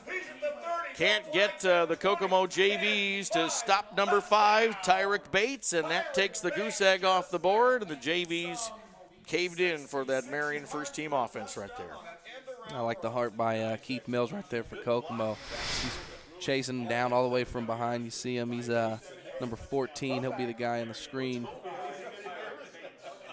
Yeah, all the jersey being pulled there. I think a lot of you watching the game right now could say, well, wouldn't that be a hold? And I guess it could have been a holding call right there if it was seen by the referees. But I think everybody has a little pity on Marion at this point, and we'll give them that score. And, fundamentally, Marion, looked the best on the ground they've ever looked in the whole game. It took the JV defense for Kokomo to allow that, but they got around and did some good blocking. The play was really fundamentally sound, and they go the distance for the touchdown. Go for the extra point. It's kicked through the uprights and good, and that's 7 points on the board for the Marion Giants against the Kokomo JVs at this point in the game with 5:52 left to go in the game. We're going to take a quick commercial break as you're watching Fast Play Sports coverage of Kokomo High School football presented by the Kokomo Perspective newspaper and by Xfinity. We are Fast Play. Men and women of UAW 1166 are committed to a great product and a great community. UAW 1166 represents the workers at the Kokomo casting plant. Proud to have helped Chrysler resume its role as a leader in the automotive industry. UAW 1166 encourages you to buy what we build locally. Buy Chrysler products. Strength and solidarity, more important than ever. And there you see Coach Brett Colby of Kokomo High School, who has to be satisfied with the play of the Kokomo Wildcats here in this first conference outing against the Marion Giants. Chatting with Athletic Director Jason Snyder right there, who's the tall, thin man standing next to the girthy Brett Colby. But there's a relaxed atmosphere on the sidelines for Kokomo. Hopefully not too relaxed because they still have 5:52 left of the game, and there are Marion hopefuls that think a few onside kicks and some scoring drives could put them back in the game. So let's not give up on this thing, right? We're waiting for the special tee. Surely they're not going to onside it right now. You think they're going to onside it right now? Well, it's the first team, receive team for Kokomo out there. You've got Jerron Gray and Jordan Rollins deep for Kokomo. I mean, these two can go the distance. So, yeah, I think if you go for the onside, it at least gives setting it up. a chance to get the ball and keep it away from those two dangerous or kick returners. I think you kick it away since the game's kind of, if you were only down 2 scores. Yep, there it is. It doesn't It's not go. a bad It's kick. touched early. It's so not bad at all. Yeah. Well, the Cats get right on it. It has to go at least 10 yards before the offense can touch it. And it looks like, was there a fumble? It looked like 40. Marcus Stone came up and made contact like he with got the on ball. top. Look at the replay right here. Yeah, from we'll see. Bud Marcus Dodger. Stone looks like he steps up with the ball at about 8 yards deep towards the line. How did that happen? And makes the catch. He gets on it, but the ball is loose right there. It must have scooped out just a little bit. Sometimes at the bottom of those scrums, hey, yeah, anything can happen when nobody sees it. So 49-yard line is where the ball is placed. Marion brings their first offense out, and Trevino does a keeper around the right side that time and gets about a 7-yard gain on the play, but Marion's trying to make this game look a lot different than it was when they were facing the first team. Difference right now is just the penetration up front. This JV defense getting absolutely nothing, allowing Marion to get to the second tier of the defense pretty easily. They're picking up 8 yards, 9 yards at will. Yeah, I think we got a little bit of a mix of some starters and some JVs now. I think the pass coverage is starters definitely for Kokomo, but maybe it's just the line and linebackers that are JV players now, because I'm seeing a lot of first-teamers back out of the field for Kokomo right now. I don't think they want to give up too many points here to make this game look different than it really was, and it's enough that they've given up the one score. But, yeah, Kokomo has put some starters back in there to balance this thing a little bit, especially the secondary. I mean, you can see Jack Perkins, number 6, is back out there. Rollins is out there. Well, fumble. This time Kokomo's going to get that ball. Oh, wait. Oh. Boy, nice job in getting that ball back was Kieran Sanders. Man, I thought Kokomo had that dead to rights, but it squirted out one more time, and Marion was able to get the ball back. But it's going to bring up 4th down. A 4th and 4 is what Marion faces with this conversion. And, again, they're seeing a little bit of a mix of starters and JV players now on Kokomo's defense. They're not seeing that same defense that they were able to score on just a few moments ago. In fact, I think that's almost the entire starting lineup for Kokomo's D out there now. It looks like it. They don't want them to get this conversion. Oh, ball's on the ground. Kicked around. Now it's going back further. Trevino picks it up, and he's still looking for the throw of the ball. He's got somebody wide open. And tackled short of the first down. Oh, that was close. Will Collins caught the ball and had a chance for the first down, but it was Brevin Beard who made the saving tackle. And it looks like the first team offense is going back out there. They're going to try to punch one in. And I tell you what, this does mean a lot because last year, 56-6 was the score between Kokomo and Marion. That was the largest margin of victory for Kokomo ever, or between the two schools ever in the history. So now Kokomo's got a chance to add to the record book there. Is that what so the now, down? I mean, they're, 2 points, or just a point better than last year's record of margin of victory. So if they punch one in here, they could really put some numbers that'll probably stay intact forever. Well, I think they want to just run this clock out, so I don't know if they're actually going to try and go for a touchdown. But you never know. You've got Jerron Gray with the ball. Comes outside, cuts back in for about a 4-yard gain on the play. And the clock is going to run. Kokomo is not happy with what happened when the JVs were out there and it gave up a score. So now all the starters are back out there late in the 4th with 3:45 to go in the game. Quarterback Kyle Wade brings the team to the line of scrimmage, and they're going to continue to roll clock and manage this correctly and end this game strong with a record score for Kokomo against Marion. Bo Baker's working hard to get to that first down marker, and he's close, and a penalty flag comes out. I don't know if they were calling maybe a late hit on that play. Is that last Marion player kind of came in late. A little flag happy late in the game. I think you let this clock run as long as possible. Face mask penalty against Marion. It's a pretty weak face mask. It looks like should only be a 5-yarder. But it'll give Kokomo a fresh set of downs here as they will get down to about the 43-yard line into Giants territory.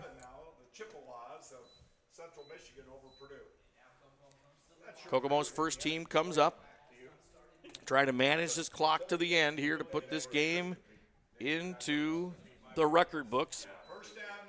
A great start, really, for Kokomo in conference play against Marion. Pitch out to Bo Baker.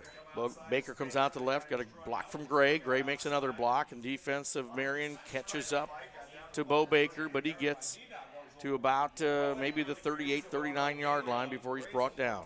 See what, Jerron Gray is great at sealing that edge. I know I talked about it a little bit yesterday, but right there, wow, you could see him just getting around to the edge, and all you got to do is put your hands on that guy, and you're going to be outmatched size-wise a lot, which Jerron is, but able to put his hands on the defender. Unfortunately, Bo Baker not able to get up the field quick enough, but nice block by Jerron Gray. Baker had more forward progress than that, but because he regained his feet and moved backward, they really spotted the ball a couple yards further than he actually ran just because of Baker's misdirection on that. So it's going to bring up a 2nd down and 5.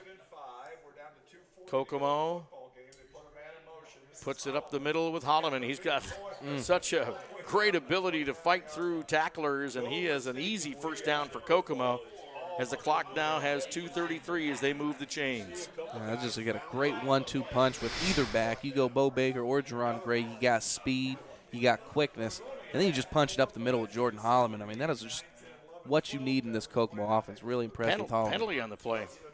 A flag way deep in the backfield has play stopped here on the field as the referee is going to call for a personal foul on Marion. And we're going to march that ball another 15 yards up for Kokomo with 2:33 left of the game. And they're going to be really smack dab in the red zone once again. And now the temptation is, do you want to score quick? Well, I think Kokomo's just going to continue to run the ball. If they score, that just happens. I mean, that's always a possibility when you're running a play. But I think Kokomo's just trying to send a message right now. I think they're trying to get their starters that extra time, that extra conditioning. I don't think it's Coach Colby trying to run up the score. I think this is more of a test for his own kids and trying to see where his kids are at right now. Inside to Holloman. Holloman's got yeah, almost the entire Marion defense trying to get him down, and he's inside the 5, close to a touchdown for Kokomo. It's going to make it 1st and goal for Kokomo. Spotting the ball at about the 4-yard line. Make it the 3. Check out Holloman here. He's just burning and churning. Those legs never stop at the point of contact. He actually continues to move those feet. Even when he's facing backwards, he's just pushing. Legs never stop. Great job by Jordan Holloman. Got to be 10 guys trying to tackle him right there. And that's a quick touchdown for Holloman as he finishes it off for Kokomo. And the Wildcats just felt like they had to add to the lead, and why not? Jordan Holloman's 2nd touchdown of the game. Yep. Great outing for Kokomo. First team had to come back in and mop this one up for Coach Colby. Holloman gets the call here on the conversion play, and he gets across the goal line. 2-point conversion, so that adds to your record spread that the Cats were going for here tonight. Well, they already had it by 1 point. Yeah. Margin was 50. It was just 51, but I tell you what, now not much Marion can do because that record's probably going to stand for at least a few years. 36 points scored last night here by the coach. Go ahead. And that's 36 points scored last night, 30 points today. Here's the touchdown one more time as Holloman cuts through and boom, just no one's going to stop him when he's that close to the goal line. Another Kokomo score, but look at the balance they have with those, those top 3 backs. You've got Jerron Gray, Bo Baker, and the big fullback, Jordan Holloman. They're going to be tough to stop. Everybody that sees them is going to have a tough time stopping them with that big offensive line in front of them.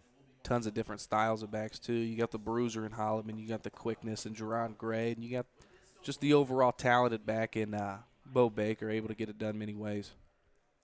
2:09 left on the clock. Fast Play Sports coverage of Kokomo High School football here today.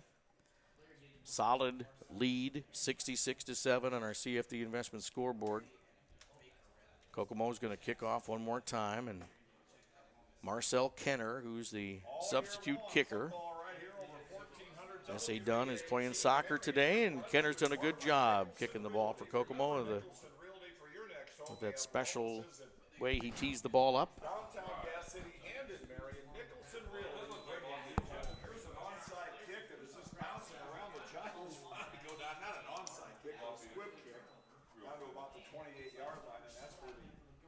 Take over with 2:04 to go in the football game. Well, it should be interesting next week because we're going to have an Anderson team. We're back here, 2:04 left to go here in the game. And Marion gets another shot at perhaps putting more points on the board against Kokomo here today.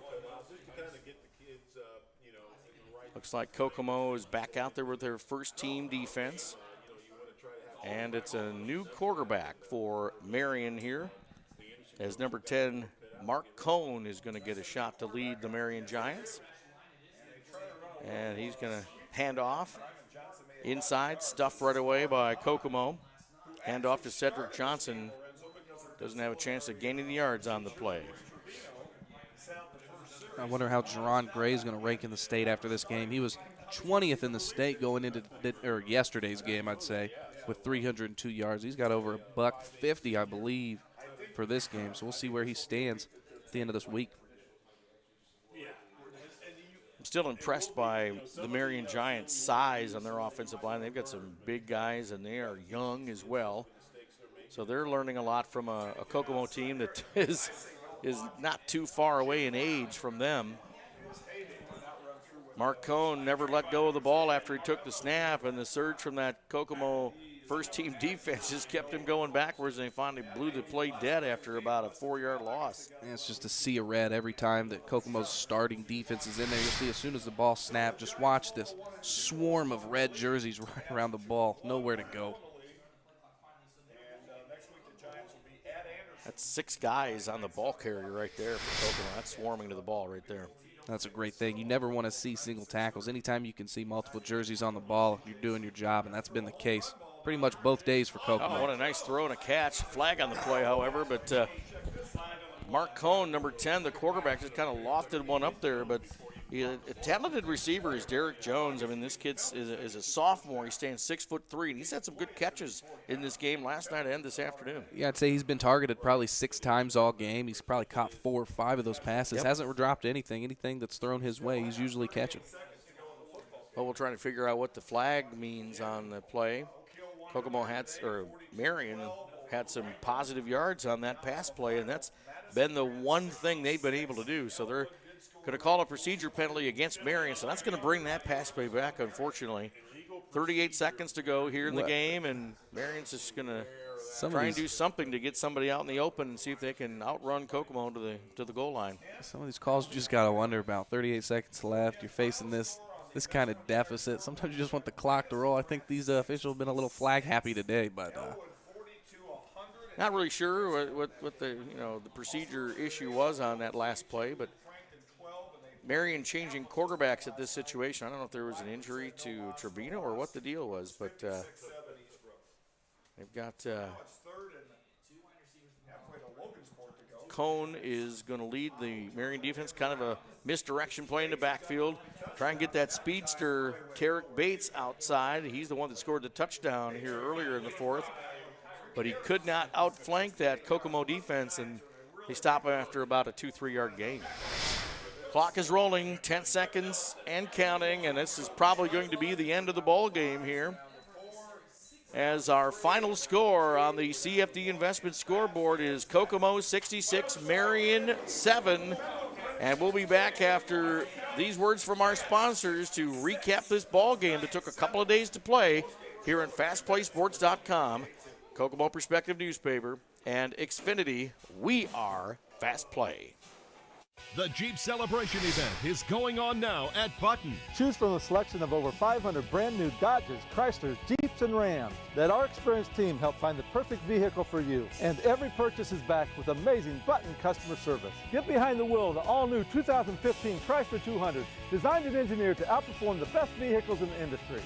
Button, on the corner of Clayton Boulevard, or on the web at buttondodge.com. Imported from Detroit. Built in Kokomo. Sold at Button.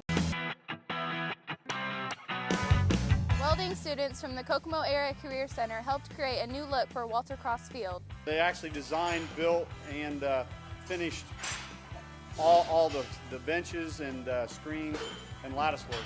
Hardest part of the project, the benches, personally, which probably would have been the overhead welds I had to do when I was welding underneath the bench. Kind of makes me happy. I mean, to see that it's out somewhere so people can see it. Master Creations Jewelry is your best option for buying jewelry. Master Creations Jewelry sells for half the price of most jewelers. Locally owned, Master Creations makes custom jewelry made for you. Are you also in need of cash? Master Creations buys gold, silver, and your old jewelry. Get the best value from people you can trust. Work with a jeweler that makes jewelry affordable. Master Creation Jewelers on Markland Avenue and Cooper Street, Kokomo.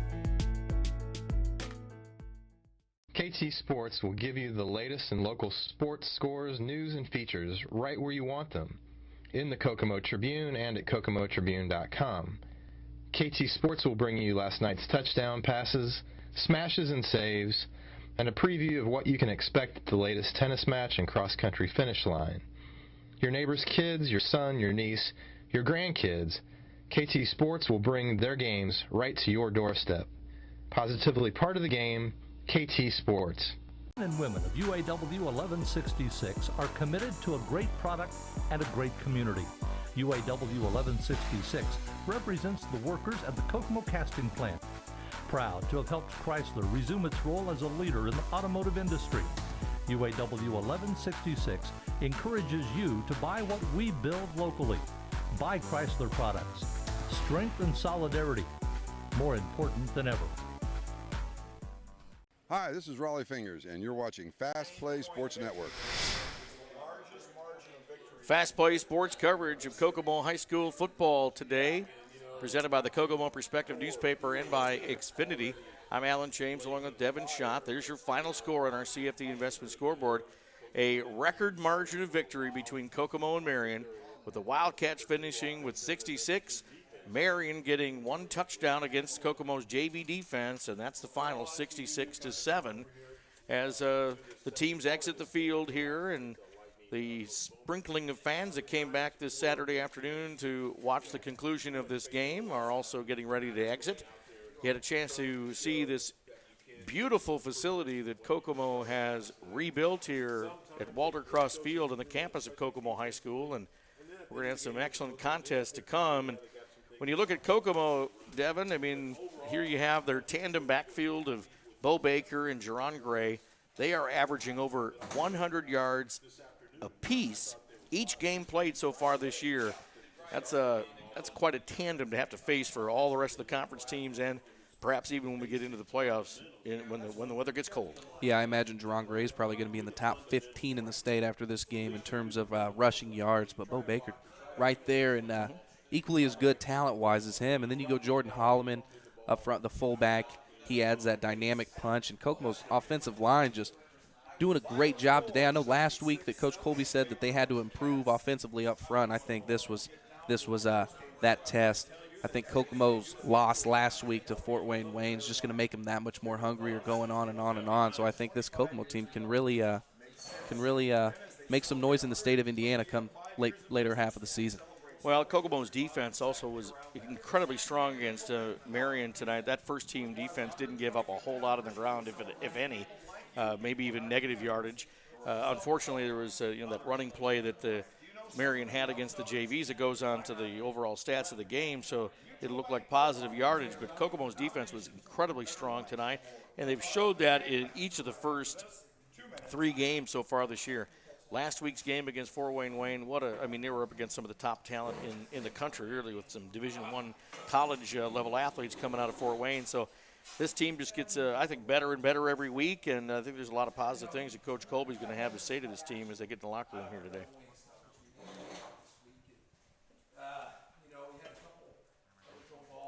We'd like to thank Bella Pizzeria one more time for providing our crew with pizza and the food for the game.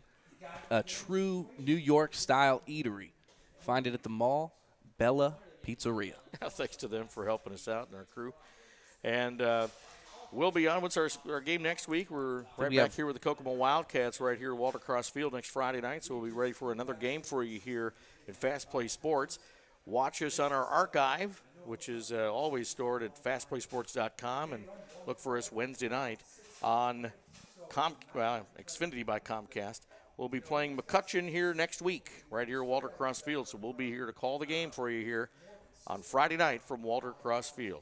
Good job to our whole crew here for Fast Play Sports, covering our game in high definition for you. We thank you for watching. For Devin Schott, I'm Alan James. We are Fast Play.